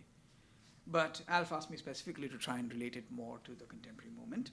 And I suspect that one change that has occurred since the time that Sunil writes about is something that we can think through by drawing on what Sandipto is talking about. What has always made the distinction between intimate and othering violence so charged is that each always threatens to cross over into the other, to become its opposite, with the intimate becoming the other becoming the intimate. But through the second or half of the 20th century, the violence against other Indians could largely be regarded as an intimate violence because of what I shall call the authority of the public sphere. And authority here is a concept which can come back to this in the discussion, which I'm in some senses contrasting to hegemony. But let me indicate here for now what I mean by the authority of the public sphere. Sandipto notes, as at least in the full version, and he repeated this again today, when their lack of representativeness was pointed out, Ambedkar would argue that their legitimacy was based on wisdom and knowledge they brought, which was most likely superior to that of any representatives chosen on the basis of direct and universal franchise. So Sandipto traces very well how the Constitution emerges in this public sphere. Now, what I want to stress is that this emphasis on wisdom and knowledge is absolutely crucial to the public sphere. And it was shared not only by liberal secularists such as Nehru or radical secularists such as Ambedkar, even Hindu nationalists found its pull very, very compelling, as we can discern from even a cursory reading of Savarkar, Golwalkar, or Munshi. Right? They too claim the public sphere by stressing the universality of Hinduism. The reason I'm stressing the public sphere so much is the public sphere, which we should not confuse with publicness, right, is not representative so much of the people as of the universality of the people. Right? And I think this is very, very important, that not the people, but the universality of the people. Put differently, if the public sphere represented the people, it did not do so democratically. At least if we understand democracy as in electoral terms, or if you understand democracy as a ventriloquizing of the voice of the people.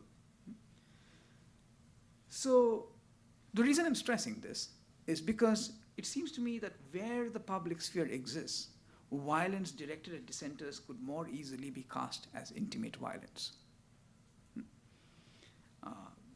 This is because this public sphere can claim to represent a universality which is nevertheless representative of and intimate to that which is outside it.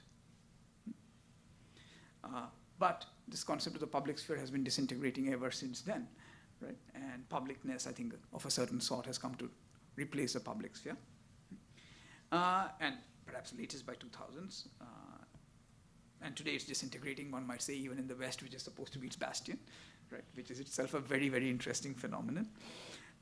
It would take us too long to explore what enabled the emergence of the public sphere from the 18th century or what caused its demise by the late 20th century. Suffice here to note that in India, symptomatic of that disintegration is the decline of the authority of the RSS within the Hindutva formation. Modi's own trajectory would be very interesting to explore here, because there is this early moment where he writes this account that tries to align himself with the RSS genealogy. And later, now that is very, very marginal. So there's no longer an attempt to claim an intellectual genealogy that partakes of the Hindutva public sphere, even, which is itself a fascinating transformation. So perhaps one can extend Sunil's insight to argue that one of the most striking transformations of intimate violence is the growing pervasiveness of this crossover between intimate and othering violence. This pervasiveness is itself an history in the event of internal violence. This event, I'm tempted to speculate, begins in Gujarat in 2001 and closes in India in 2014. The event is also marked by the emergence of a new organization of violence. Now, the older, even millennial, threefold distinction between self, other, and intimate, which I began with, comes to be articulated within a newer twofold distinction, that between subject and object. Right? So two ways of thinking of violence then, self, other, intimate, and subject and object. Right? This distinction is old in the history of external violence, but is relatively new in the history of internal violence. And perhaps it's enabled by precisely this what I was talking of here, the collapse of the public sphere. The second aspect of independence as an event is what Sandipto stresses again, transformational constitutionalism, a phrase that he uses very powerfully in the essay, which he did not dwell on enough at least to my mind here, because I thought it was absolutely crucial to his argument. His point about people and parliamentarianism was in some senses drawing on that, right? For me, one aspect of this event seemed especially relevant, Sandipto's argument that the context of Ambedkar's speech makes it clear that his goal in pointing out the absence of certain norms of political behavior was not to make a case for their cultivation, but rather to, in the Constitution, deal with their absence. Right? This is very, very different, right? Not say that, look, you have to cultivate these, but to say that, look, it's not there, what are we going to do? Yeah. And that's why, in some senses, parliamentarianism, and that's why also several of the other things that he notes, that there's safeguards against a plebiscitarian claim to represent the people against the constraining, above the constraining mechanisms of the Constitution.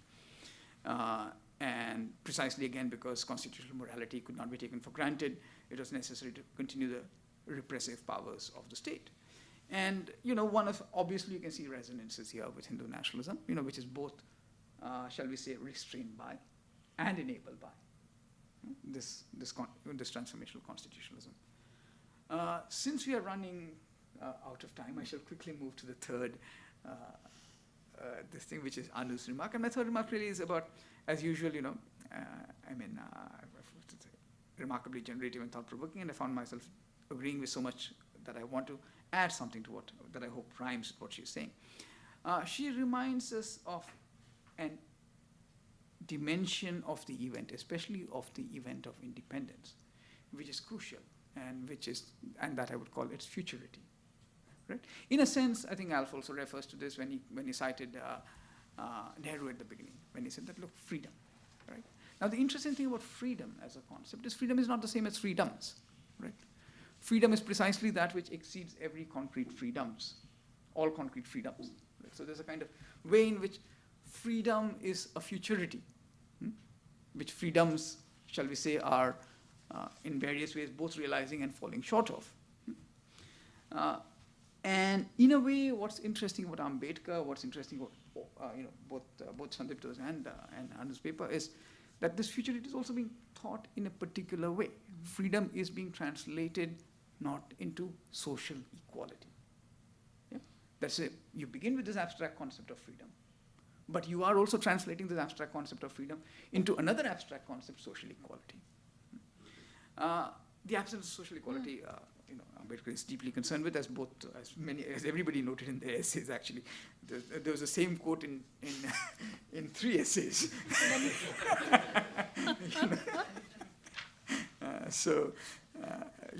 Gotta change the script here. So as we know, the quote is about the need for social equality, right? As we know, the challenge is partially that social equality is much more difficult to institutionalize than political equality, which can, to some degrees, be institutionalized through rights of man and rights of citizen, or some variation of that. Mm-hmm. This is not least because the social cannot be defined in terms of a sphere or a criterion. The social is sphere that resists sphericity, so to speak, or that resists boundedness. Yeah. So redressing social inequality often turns out to be like a game of whack the mole. You whack it at one place, and another social inequality emerges somewhere else, and you find you're back at exactly where you started. So Ambedkar, keen reader of Marx, is nevertheless aware that there are certain conditions under which a certain kind of social equality becomes pervasive. This is the condition that Marx notes in Capital, and I'll quote Marx here. It's a lovely, powerful quote, which I'm actually writing about right now in another essay. And the quote is this: "The secret of the expression of value, namely the equality and equivalence," he uses both these phrases, equality and equivalence, "of all kinds of labor, because and insofar as they are human labor in general, could not be deciphered until the concept of human equality had acquired the permanence of a fixed popular opinion. This, however, becomes possible only in a society where the commodity form is the universal form of the product of labor." This is a very intriguing passage, but for now I just want to note one tension in this formulation. Right? On the one hand, Marx here invokes the concept of concrete human equality. Right? And that is to say, for it is this equality that is calling a fixed popular opinion. On the other hand, the equality that is made visible in labor is the equality of abstract human labor, right? So on the one hand, there's concrete equality, which emerges as opinion, and on the other hand, there's abstract labor, which is the real. So in some senses, one may say the opinion has no value in itself. Rather, the opinion reveals the value of abstract labor, and abstract labor is value itself, right? So there's a certain way in which the opinion serves as a kind of way into things. Moreover, the opinion is precisely that which does not have reality, right? Because it is only an opinion. Concrete human equality remains both invoked and postponed.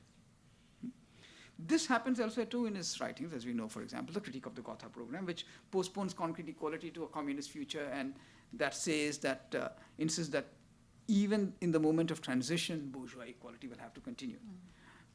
Indeed, it would not be an exaggeration to say that all of capital is a turn away from concrete human equality as an opinion to not only the abstract labor, but also the abstract equality that it makes visible. So, I mean, the reason I'm saying all this about Marx is is a kind of preface to what I want to say about Ambedkar, right? Ambedkar is, of course, too sophisticated a reader of Marx to not recognize the force of Marx's caveats. He's also too committed to concrete equality as more than an opinion to accept these caveats. And this is the aporia, the agonism that in some senses Ambedkar has to inhabit. On the one hand, he clearly welcomes human equality as a fixed popular opinion. That's part of the reason he's so enthusiastic about about cities, etc., etc. And that's why he's also has, as Anu notes, a general tendency to invest in institutional responses. And in a sense, I think one massive transformation, again bringing it back to the present, that has happened in the decades since then, is that social equality has become pervasive, or as the human equality in Marx's sense has become pervasive. I don't mean social equality has become, but social equality as opinion has become pervasive, shall we say. Again, exactly what Marx was talking about. But it has become pervasive precisely as opinion. That is to say, as something said, but also disavowed. Right? So that's very different from, that's why I want to stress this word opinion. In other words, a fixed popular opinion about human equality is not the answer. Rather, it's the beginning of a set of questions. Yeah? It opens up a field of possibilities, both sociologically and ethically. I'm tempted to say, therefore, that the event that has taken place in India in the early 21st century, and taken place perhaps also in US and Europe at the same time, contra Marx, is the unfolding of the sociological consequences of a human equality, of that fixed popular opinion. And it's those ethical possibilities that, in some senses, clearly Ambedkar is trying to think as Navayana Buddhism, right? And in some senses also the Constitution. Well, there are so many other things I could say, but I'll just stop here. Thank you very much for those really, really generative. Okay, thank you. You saw your sign coming. This is great. Now, I think what we can begin by allowing each of the paper presenters to respond to these comments. So, Sandipto, would you like to say anything? Sure. Very, very briefly, because I hopefully have time for rest. I think, the most thing I'm going to say is that there's some really good formulations, which I think Ajay gave, which will be helpful for thinking some of the things. I think this one fascinating one for me, which I should have mentioned in the paper itself, is that in some ways I think a democratic project or a project of a movement is to create these new languages, right, through which people can speak and fight. And the administrative project is to deal with the problem of a lack of ways of speaking. And then therefore measuring, how to listen, how to measure, how to see, and so on and so forth. I think that's one good way of distinguishing what I was trying to say between what could be a democratic constitutional or revolutionary constitutional project versus a more administrative constitutional project. And the other point I want to just quickly make regarding another piece, which I didn't had a chance to really go into in my thing, is this precisely this distinction between the people as some form of an organized group of, you can say, either interests or ones who kind of find a way into the assembly, right? And this actually is a really whole fascinating history of the way people find a way into the assembly, from the French Revolution onwards to the Mexican Revolution. So this is kind of the whole question of the actuals of the whole politics, the presence of the people in the assembly, or in some form, outside the assembly through kind of, and there is a sense, and I don't want to push this point too strongly, but there's a sense of a slight relief, in sense, that is not happening. There's a whole argument as to when the question is made that, well, the future parliaments are going to be chosen by a universal franchisee. Shouldn't they have a high legitimacy in terms of how can we tell them to bind them or constrain them in some sense? And there's this whole argument that we are working in the quiet, which is kind of fascinating precisely because a moment of absolute not quiet, right? Of all the things we talked about from partition to everything. So there is something about the structure of the Constitutional Assembly which provides, so there's a kind of very interesting tension here of this sort of radical quiet which reached by this sort of high and wise goal of making a constitution, while there's tremendous cacophony outside, right? So that's the moment I would have to say that of this thing of anxiety, because you also have a sense, you relish the quiet, but you also very much know that quiet is very, extraordinarily fragile, extraordinarily not based in a strong sort of concrete foundation, which you could do if you, for example, were the leaders of a victorious sort of revolution or civil war or something. And in some sense, that's not the case, right? So there's kind of a double appreciation of the quiet and a deep anxiety that we are kind of living in a kind of a dream world, a world of make-believe, which won't last long if we don't know how to listen to those who are outside. Okay, thank you, sir. Okay, Anu? Okay, can we be here? And Yeah, yes, okay. yeah. I don't have much to say. I'd love to get comments and feedback. So I think there's just one very quick kind of response. I agree with what Ajay said and suggested. And I think this question of sort of the eventedness of the event and its future is very interesting to think in terms of both Marx and Buddhism. So the question, I think, and one might go back to Ambedkar and ask, when is the event? And what is the event? Is the event Buddhism? Is the event the revolution, the counter-revolution that actually destroys the possibility of a kind of Buddhist ethicality for India, right? So there's a constant way in which, the eventedness of the event and its imagination of the future new time is always referring back to something that is both millennial and then archaic, and then one needs to think the remnant. And so I think this real question of then how does one rewrite a history, how does one participate in a project of history if your relationship to the event is so unstable, right? And so, and I think this, this comes up. So, when is this moment? And is the moment going to be that first moment where, Buddhism, discovers sort of biological life and suffering? Is it the possibility of constitutional redress? Is it the moment of partition where indeed these two histories of Dalit and Muslim are both kind of fundamentally separated but can't be thought the one without the other? Something else I think that's very interesting, Ajay, in what you said about the public sphere and the way in which there's a kind of resignification of intimacy and otherness and the remaking for the grounds of violence. So it seems to me that this question of past, future, but also of the archaic and the remnant is something that is kind of interesting to think through. And secondly, it seems to me, again, if the question is really to think about the relationship between the concrete and the abstract, right, which is indeed the question of how does one think the constant deferment of the project of equality, even as one must constantly inhabit, right, the opinion, the making, the fixity of human opinion around the need for it, then it seems to me that there's something very interesting in terms of what you've suggested then about the public sphere and the ways in which this public sphere actually reorganizes and reanimates the capacity for violence and therefore for the production of new kinds of subjects of inequality through which equality must be thought. And so indeed, yes, I think the project for Marxism is not the imagination of equality, it is the imagination of inequality, right? And its specification, specifying the grounds for inequality, with equality a constant deferral, but also something that actually can't be imagined, right? And hence that kind of conversation for Ambedkar as well with Marx and Buddha, it seems to me. And the return, it's only in the return that we actually have the instantiation of a moment where that equality was possible. Because the actual project of thinking it into the future renders it completely open. And he is, not merely too good a reader of Marx, but a very good reader of precisely this problem of the people, not merely as the space for rethinking sovereignty and popular sovereignty, but also as a space for a kind of multitude that can't be tamed and controlled. So that kind of struggle, I think, is very interesting. Okay.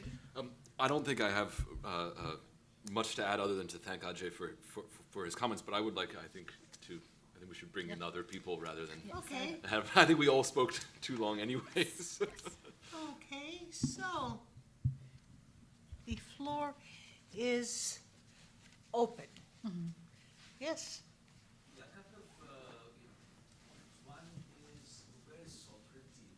In the sense that I think a lot of what you said is directly or indirectly about sovereignty, and to me it kind of appears in this way. So, for example, Sunil, when you sort of talked about the princely states, and one could look at a number of other princely states as well. As you're aware, you could not actually have a full-fledged nationalist movement in those places.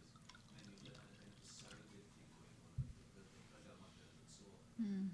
So there's right away a kind of a scenario within the overall geography that they are not entirely the people, and that there are going to be articles of accession or, in fact, annexation that will bring them into the people. And this is not just the case with Goa or with Hyderabad. For example, for a 2-year period, I recently learned there was a communist republic set up in Garhwal, which only became incorporated into the Indian Union in 1949. So, there is that. The second issue is, I think this goes more to Anupama and also to Sandipto. In terms of the Rossier references, if you look at his hatred of democracy, very early on he sets up a very interesting problematic in that book, which is where he says that the problem is, do we think of liberty and equality that must necessarily go through the institutions of the state and of law in order to, or as a substitute for them actually becoming everyday practice, right? And then one would think from that in terms of 3 or 4 different political positions. One, the conservative one, in which there is no possibility or desirability of liberty and equality. Second, a liberal one, in which the institutions of the law and state are the constant through which you can achieve the other side. A third, a fascist one, in which this does not matter. You have Yeah. the leader and the people Yeah. actually. Yeah. And then a fourth one, the kind of a new communist one, in which you erase all of that and you have the basic phallus kind of a way of arriving at this scenario. In the Indian political spectrum, the fourth possibility does not exist.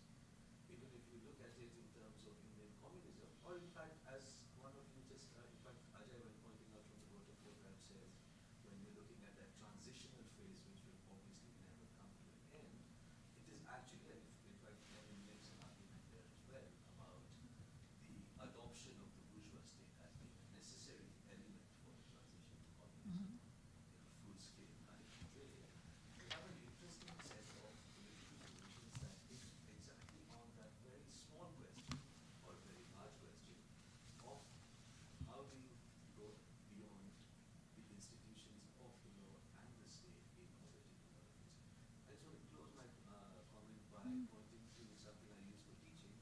If you look at the frontispiece of Hobbes' Leviathan, some of you might remember this, there's a gigantic figure who is made up of very minuscule figures inside of it. There is not a single figure that lies outside the contour of the gigantic figure, right? It is an entire kind of unity and singularity between the people with the capital P, as Sandipto was talking about, as Sandipto was talking about, and the peoples with the small p.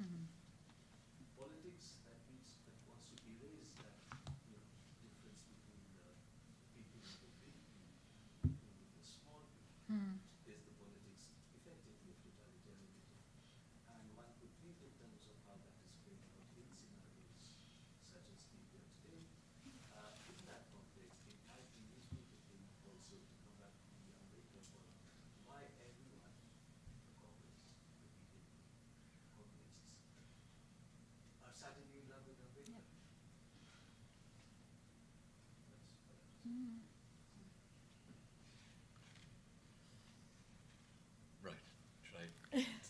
So you Okay. can answer those, or should we collect Yes. more questions? Or? For time purposes? Yeah, Or- maybe collect some.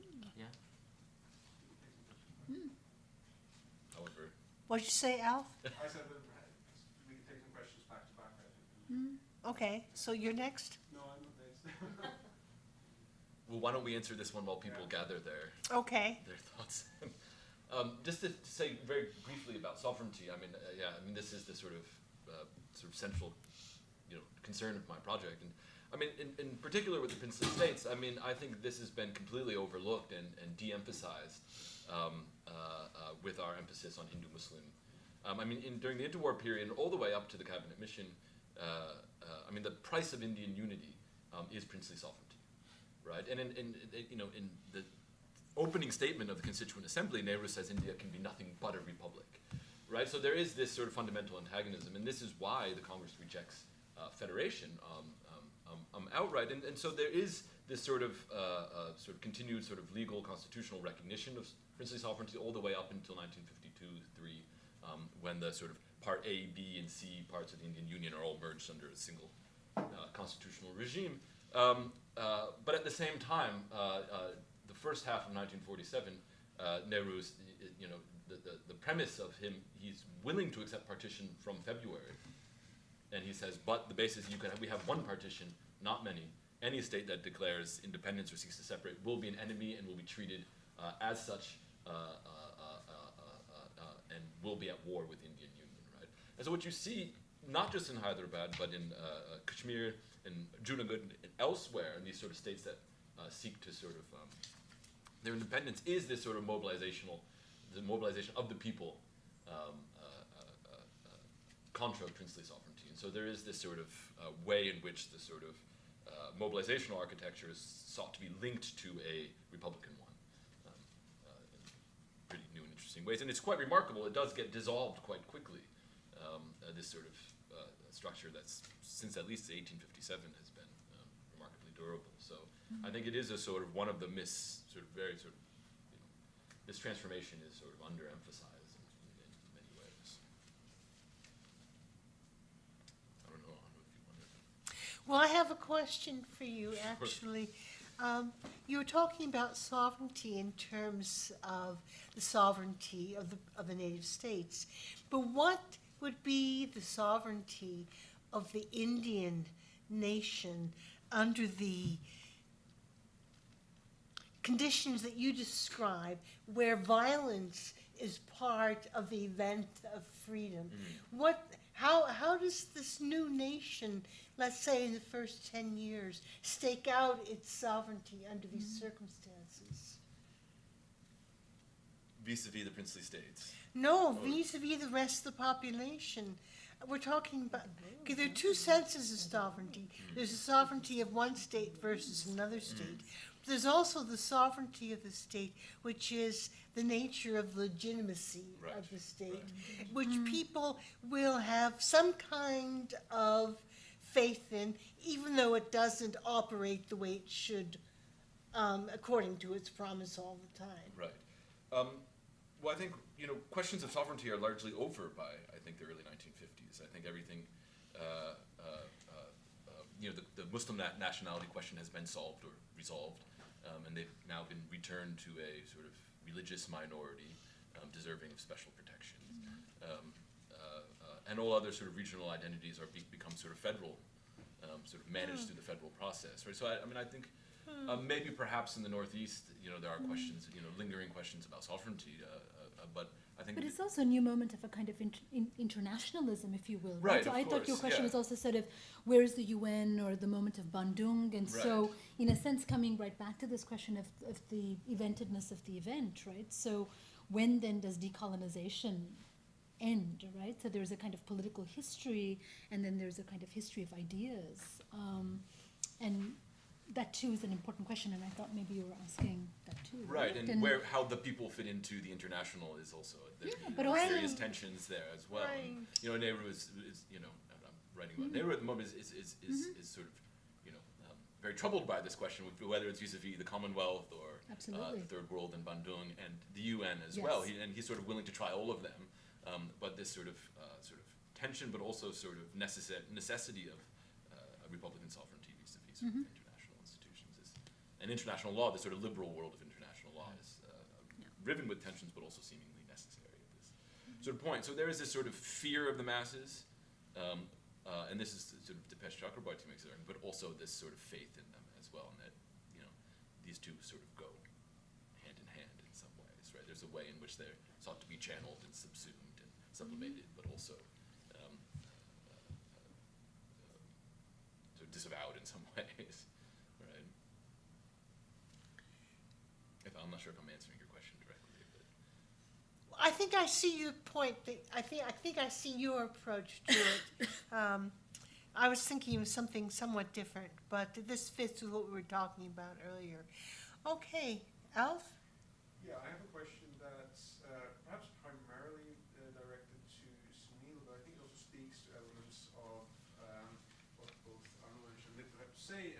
So I'm concerned with, I'm interested in the mobilization of state violence against internal or against popular revolts in the closing decades, if you will, of the freedom struggle and the opening years of the New Republic. And I'm wondering, and so it goes to the relationship between popular radicalism and the making of the state and the conclusion of the freedom struggle, which in a sense touches on all the three presentations. But I'm wondering, is it possible to see the more direct mobilization of state violence that you see perhaps most flagrantly in Telangana, but also arguably in sort of with the Valley revolts in Maharashtra a few years earlier, as part of a longer phase in the way a longer phase in the dynamic of the freedom struggle, and that the dynamic between, if you will, dominant and subaltern registers of nationalism there. It strikes me that that moment of the mobilization of state violence could be read euphemistically as the truce moment in Bipin Chandra's formulation of struggle, truce, struggle at a larger scale. And I'm emphasizing the euphemism here. I mean, for Ranjit Guha, this would be the discipline moment of discipline and mobilize. And I'm just wondering that if you look at it from like the 1920s, when Congress becomes a mass movement, and the response from above to peasant radicalism has to be that of the disbanding of a campaign, saying, no, we're calling it off. If you guys burn down police stations, etc., and kill people, we're calling it off. Arguably similar things happen around civil disobedience and so on and so forth. So at the same time as popular radicalism starts to change from a sort of, let's call it a millenarian, a more millenarian, leaning towards peasant millenarianism, towards more, I suppose, even more militant and more organized forms of peasant radicalism, infused perhaps with a sort of incipient Maoism. The response, also as Congress becomes more and more the state, changes its character, goes from the disbanding, if you will, the sort of we're not doing this, to the mobilization of state force. I'm just wondering if that would be a sort of another dimension of what you're talking about that is part of drawing, if you will, or creating that moment where transformational constitutionalism becomes a possibility, where you can incorporate the kind of radical readings of what the new equality, of what the new nation should be, as Arnold talked about, into a manageable political project for dominant elites that take the helm of the state. Okay, that was really convoluted, but I'm going to stop now. should I take a stab at it? I mean, obviously, I think the mobilization of state violence is crucial to the Gandhian project, right? Faisal Devji makes this point that the moral superiority of nonviolence can only be tested against violence, right? And so this is what he calls the temptation of violence, and crucial then to sort of the manufacturing of the people as such through this sort of forms of sacrifice and sort of provoking the sort of coercive institutions of the colonial state. I mean, I think the Quit India movement is quite different from the civil disobedience and non-cooperation movements in that it does turn quite violent, and there is no disavowal of that by the Congress leadership at that point. And I think that is also the raising their stakes, but also a way in which they're quite confident that this could be to their advantage. If it does spiral out of control, they will be there to sort of rescue the colonial state, if it were, from the chaos that Gandhi so desired, right? He was to lead India to chaos and anarchy, was seen to be a perfectly acceptable thing for them. But I think, yeah, I don't know if anyone wants to do that. I mean, it depends on how one cuts into your question, right? It is quite broad. One would be to offer the kind of response that Sunil does. The other, because we've been talking about when do we locate the event, right? So even for constitutionalism, one could think 35. And so if I could just take us back a little bit to the interwar and so forth, there's a question of kind of depoliticization, which is a point that I take, right? So the demobilization, there's massive strikes, of course. So in Bombay from 28 onwards, the kind of strike action that's happening is happening together with the anti-court agitations. And this is really where Godavari Parulekar comes to the fore. And then you've got the Wadli revolts. So peasant radicalism and strike action in the 20s and the 30s, it seems to me, are constantly sort of going back and forth. Proletariat or peasant, it's not clear. In fact, the proletariat is the peasant, right, very often. And so if you think about what happens with the Communist Party, for instance, in Bombay, well, most of them are Kunbi laborers, and this is why Ambedkar has to say, we will not participate in the strikes because they are as casteist as they are communist. But anyways, but the point to be made, I guess, is, one, the interwar and what's going on. The second, Alf, is the fact that the Congress Party itself, it seems to me, gets quite radicalized, right? So in 37, the fact that the Praja Socialists actually, so in a sense, everything but the most radical communist wing, in a sense, gets associated into Congress. And if I could think about peasant politics, again thinking Maharashtra, by 1930, the Congress is completely Maratha. Right? So, I mean, it is a dominant caste party already at this point in time. So I think this has some real implications for the way that we're thinking then later about both peasant and strike action. So that would be one. And this is also asking a broader question of writing a certain kind of movement histories or writing about the history of heterodox Marxism, which is the question also I think that Subir is asking. And if we actually begin to think about the kind of closures that we're beginning to see already by the late 1920s to the possibilities of a kind of heterodox Marxism, which is completely connected with post-Khilafat organization, with the fact that Marxism is as much infused by a kind of ethical idea of Islam, and to go to someone like, to think about Iqbal and so on and so forth, that's the history of the Marxism one inherits. And the process into the 30s, it seems to me, is a kind of cleansing or a rewriting of those possibilities, those heterodox, everyday possibilities, such that, Subir can say, look, we don't have the possibility of having that kind of, Paris Commune, Kristen Ross kind of, communal luxury kind of an argument, that it is through the remaking and the rethinking of everyday life that a possible, communism can be reimagined. This seems to me the moment of important foreclosures and really very deep kinds of possibilities and openings that are, by the mid-30s, really don't exist. And so that heterodox Marxism, I think that history of it really has to be rewritten in a very, very different way, with very different figures. And, everybody, including Ambedkar, is deeply uncomfortable with that heterodox possibility. I'll just give a very brief answer because I think I saw a couple of other people want to ask questions. So this is sort of really vulgarly brief, which is that I don't think that, there was a line drawn very, very early on in the Constituent Assembly as to, or the constitution making process, as to which opinions cannot be even tolerated. And so you see this mostly in the civil liberties debates, because, for example, the preventive detention provision in the Constitution came through the Rowlatt Acts, specifically against which Congress has satyagrahas. It's not like something vaguely came through colonial, right? And so this is, of course, a question. And, Somnath Lahiri, who was the only communist member, later left of the reorganization, said that while he's in the assembly, his house is being searched. People had this list of people, socialists in the house, being searched. And Patel, one of the things he says that, it seems to me the freedom you want to have is the freedom to take down the state. And that's a freedom I think should be repressed, he says. If you're saying it's repression, it should be repressed. right? And so there is a very clear argument as that, look, we are going to give you all this expansive, beautiful thing called the parliament and thing.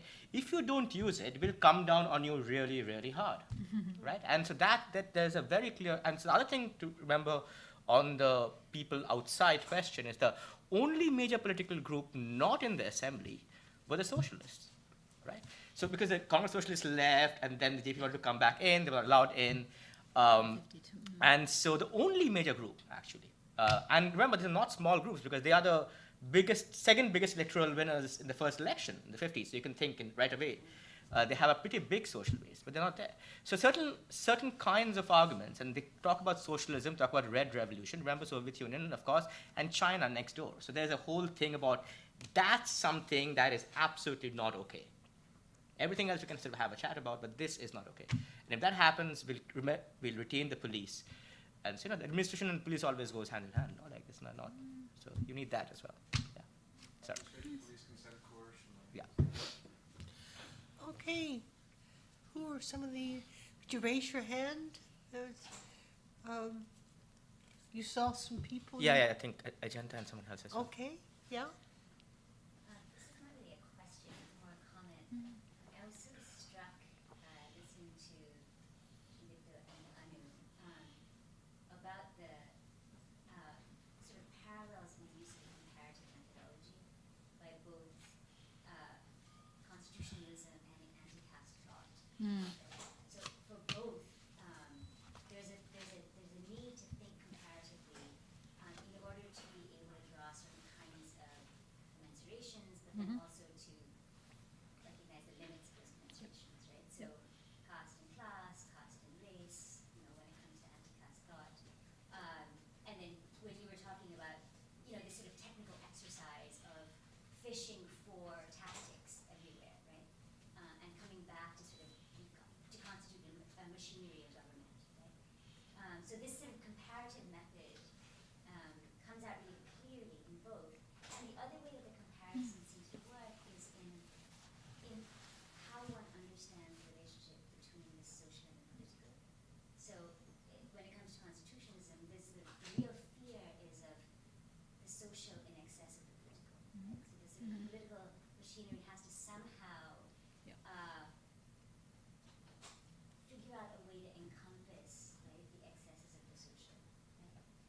And the excesses of the social, it was interesting to me that there are two things that are sort of identified as the threat of extra constitutionalism. Right? One is revolution, but the other is totalitarianism, sort of the presidential form of power, right, where the executive is acts as a kind of absolute force.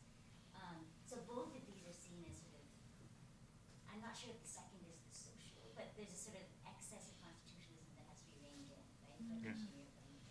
And then for you, I mean, there's this constant need to point to de-abstraction. Right? There's an excess of the everyday, of lived experience that can't be contained by categories of The class. categories, yeah. Right? Yeah. There's Yes. an excess of the categories. This is not a question. I was just sort of struck by the parallel.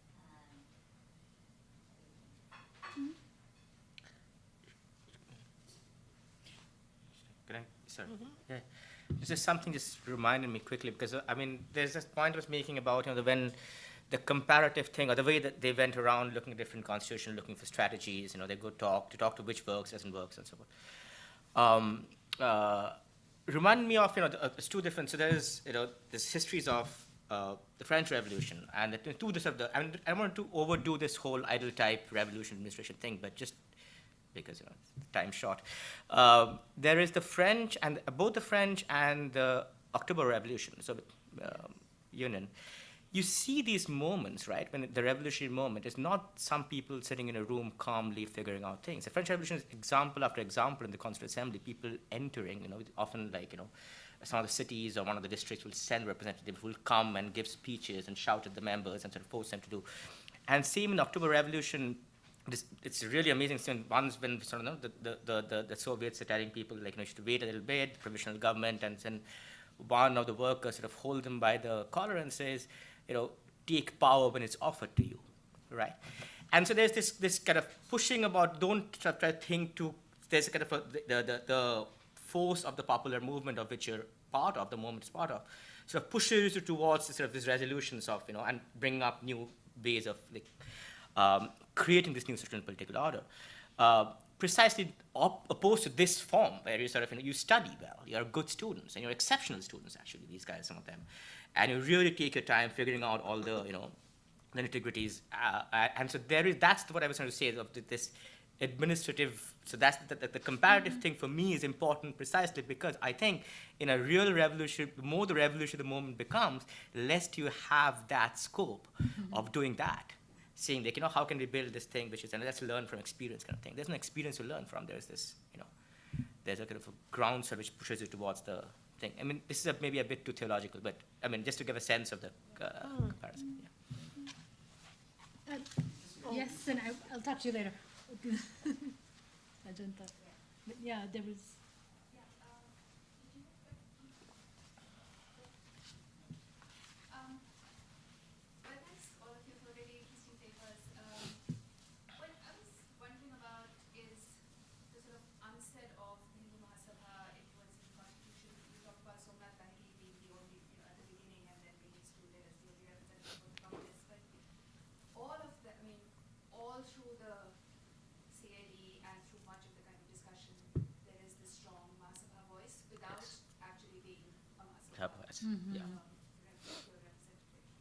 So, if you look at the kind of the way that the Constitution worked, especially around partition, around citizenship, around preventive detention, around a variety of things that we see, it is very much in sync with that Mahasabha position in practice. So, if you think of Bergen's position on the Constitution as a practiced Constitution rather than the letter of the Constitution, what we have is quite essentially a Hindu Mahasabha Constitution as much as an American Constitution. And if you think about the Telangana, the Sundarlal Committee on violence, he talks quite clearly about how it was by an organized Hindu group which had been mobilized after the war, or sort of from demobilized army soldiers engaged in systematic violence. So that somehow is just not really brought out enough, I think. I'm not just wondering. No. Just to say, this is the academic cop-out answer that it's in the book sort of thing, but honestly it is actually. There's some of this discussion. the thing I was talking about, there's a whole thing on civil liberties, which has actually, I talk about, so there's the other side, right? So here I was more interested in talking about what are the ways in which they try to sort of bring in or incorporate democratic voices, but there's a whole side of repression. And on a lot of the stuff, also on property, on the power of local, so what do you do with local social power? And to what extent you crush it, not crush it. So the federalism debate actually through Patel. So yes, so I mean it's a bad answer, but that's the answer. Yes, so I do take these things absolutely seriously in terms of I think there's a pretty strong argument to be made that Munshi is another person, not just Mukherjee. Mukherjee is there and he says some things. That Munshi is really the guy who drives a lot of things very far on property, especially on the civil liberties questions. And so He's the guy they sent to Hyderabad. Yes. Oh yeah, okay. Right, and I mean in terms of Hyderabad, of course, I mean the Arya Samaj and the Hindu Mahasabha, are central to this story, and they are being sponsored and funded and encouraged by people like Munshi and Patel and other congressmen. And Mahasabha is sitting within the Congress during this whole period. Yeah. And you see that break maybe comes more explicitly in the 1950s, but at this point they're all sitting in the Congress, whether it's the UP Congress or the Congress as the party as a whole. So I think that's something we should keep in mind.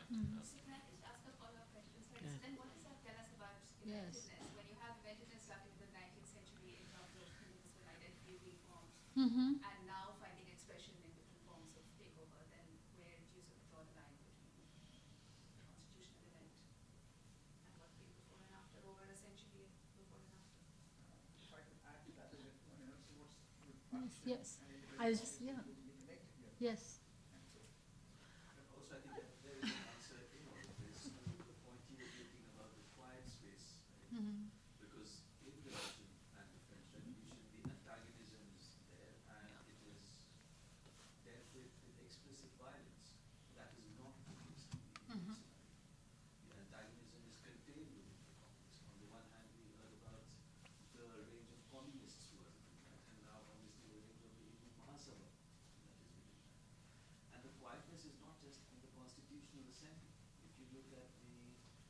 first 5-year plan document, and you look at Nehru's remarks regarding what kind of space the planning commission should be. It is also supposed to be a quiet space, and it also is supposed to hover well above Politics politics. as such, And it is also one in which you draw components from a variety of different, as you said, parts of the machine that also is put together through parts of the machine.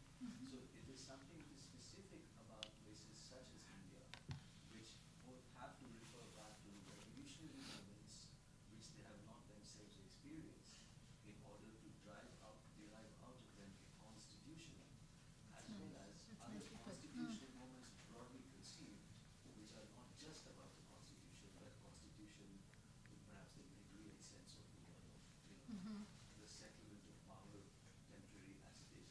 And here, if you look at Samadar's, as it's proposed in the subject, he makes a very good critique of a kind of constitutionalism which is supposed to both close down and reorient the flow of politics in a particular direction. And since Ajanta brought up the issue of excess, the absolute impossibility even to predict what forms of excesses the constitution itself will later on unleash.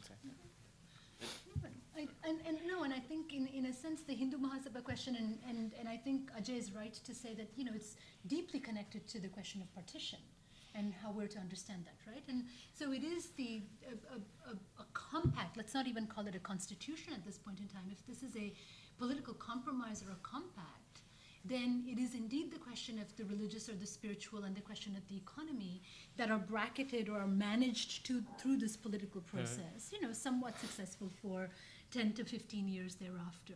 But they're kind of constantly haunting the outside of the political as such, right? And they keep recurring in different ways. So the question of, the economy, the fact that you cannot institute land reform, produces a crisis, as does the fact that the Mahasabha is haunting this conversation all the way through. And I mean, Ambedkar in that sense really is a minority voice, because in a sense, other Dalit leaders at this point in time have capitulated in some sense to what is a broad, it's not a Hindu Mahasabha project per se, but it's the notion of recreating a broad Hindu unity.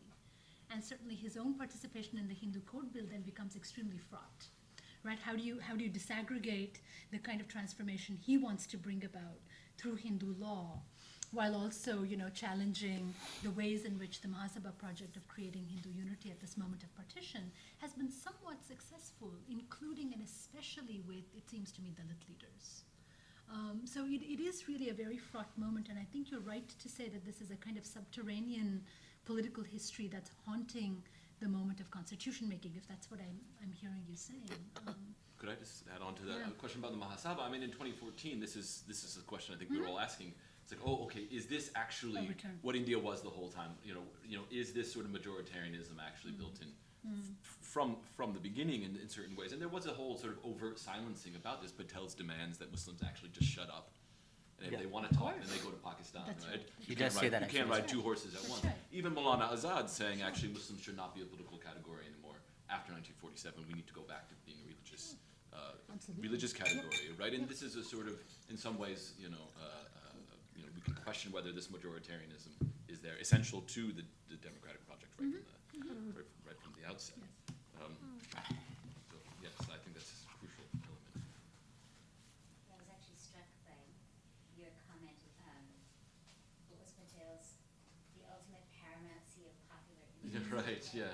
And, the constant right to mobilize extra political force, right? And you talked about it as him conscripting this kind of vigilante violence into the political. Right. And I wondered about that.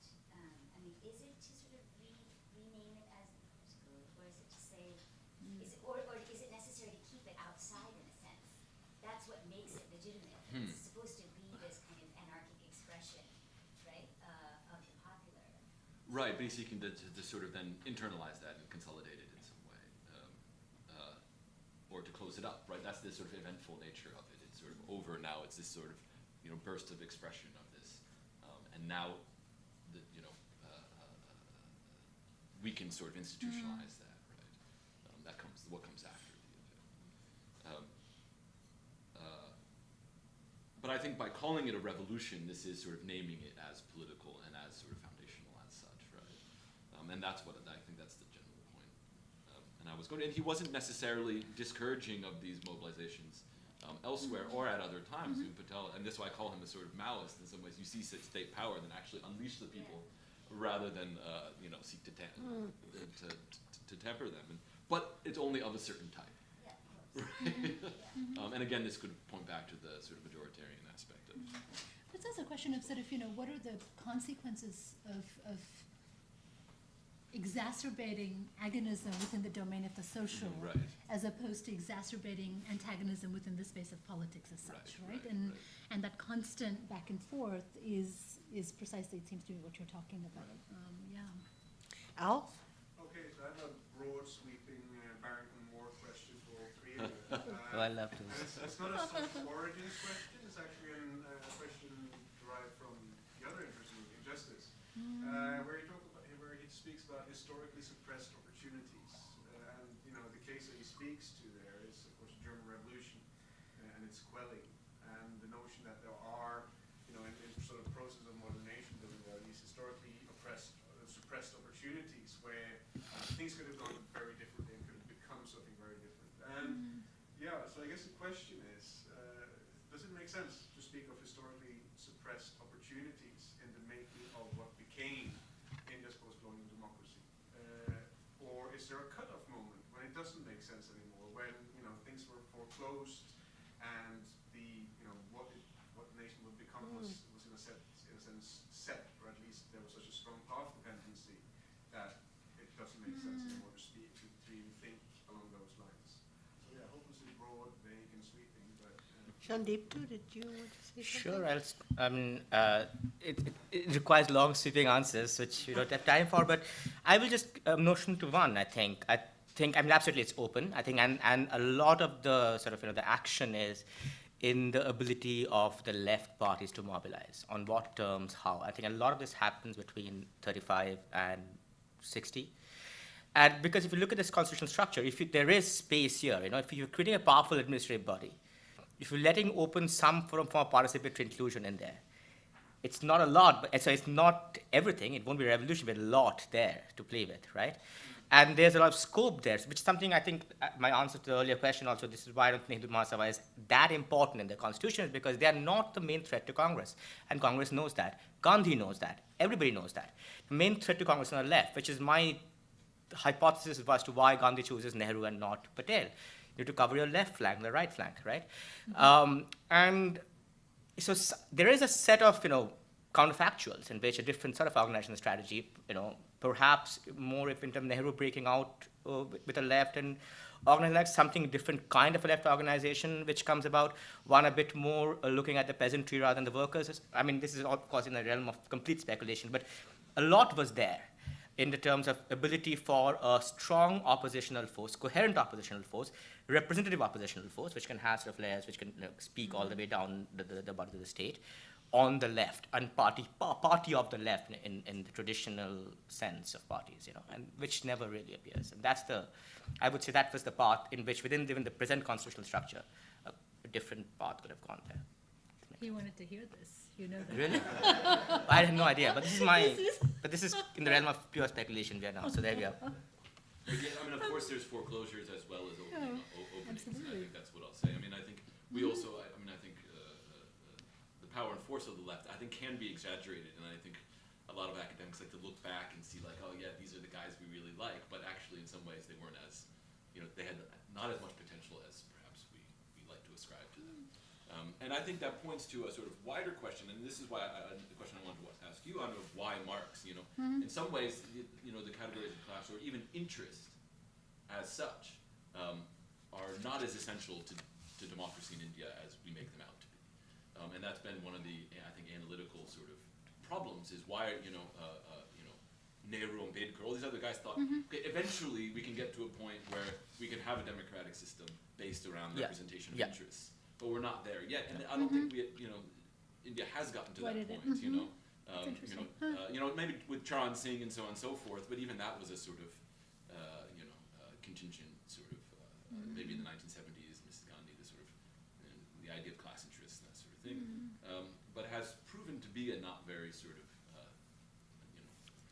useful way to understand democratic politics in India, right? So I think that's something we should think about more broadly. I mean, I would take a different kind of pass on this, because I think it's also a question of at what level of either conversation or analysis do you want to be asking this question? I mean, certainly one can, I suppose, think the counterfactual, and indeed there is a lot of nostalgia and political nostalgia for precisely what could have been, and I think there could have been many otherwises. But I think the more fundamental question, and this is also going back to your question, Sunil, is to what extent are we both kind of using categories that have a kind of, universal analytical purchase and seeking to, in some sense, provincialize them, I'll use that term. And in what ways is this a project of actually thinking from the ground up in terms of generating categories? This also comes back, I think, Ajanta, to your question of comparison, right? So comparison both in terms of kind of equivalence across difference, but if one is actually going to think through social specificity, then one also has to engage in that kind of radical empiricism in order to actually, put together a different order of systematicity that makes sense. And so I would say that you're kind of asking that question, right? So if we use the categories we're given in order to ask the question in the way that you've posed it, indeed, yes, there are many otherwises, and one could think from any particular region about where that goes. But it seems to me that if one is both sort of within those categories but is trying to do something different with them, then the question actually becomes, what do we do with the story we have? And then what counts as a moment of rupture or revolution? So it's again, this is a cop-out. I think you said it's a cop-out. It's a certain kind of cop-out, but I think it's also a very important question of method, right? And so I don't know how one would answer that, but it does seem to me, though, going back to why Marx, I don't think that we can think the 20th century without Marx. I believe that Marxism as a form of thought is the practice of newness. It produces newness in the world, precisely because it's able to constellate, in some sense, around this question of the deferral of equality and the manner in which it produces a kind of analytics for thinking the project of inequality, social and otherwise. But clearly that's also a question of reading, right? But all these guys are also thinking themselves through Marx. But I mean, sure. but in a certain respect, like, you had a concern about the universal and the particular, but isn't that Ambedkar's point, is that India cannot be subsumed into the universal, that it is particular, and that these sort of analyses don't actually work? Sure, but that doesn't mean you can be without them, no? I mean, he is the great, the question of mass intellectuality, if I can come back to that, right. Beginning with Foulé, you think, Du Bois, etc., that project of mass intellectuality is to lay claim to the universal, right? I mean, Du Bois sort of saying, I don't know the Negro spiritual, but I sure know my Greek, if you think in Souls of Black Folk, right. Or Ambedkar's kind of extraordinary efforts to really think within universal history. So that's the kind of project of subaltern political thought, if you will, that has to do this. But okay, Pamela says stop. Yes, it's lunchtime, so thank you very much.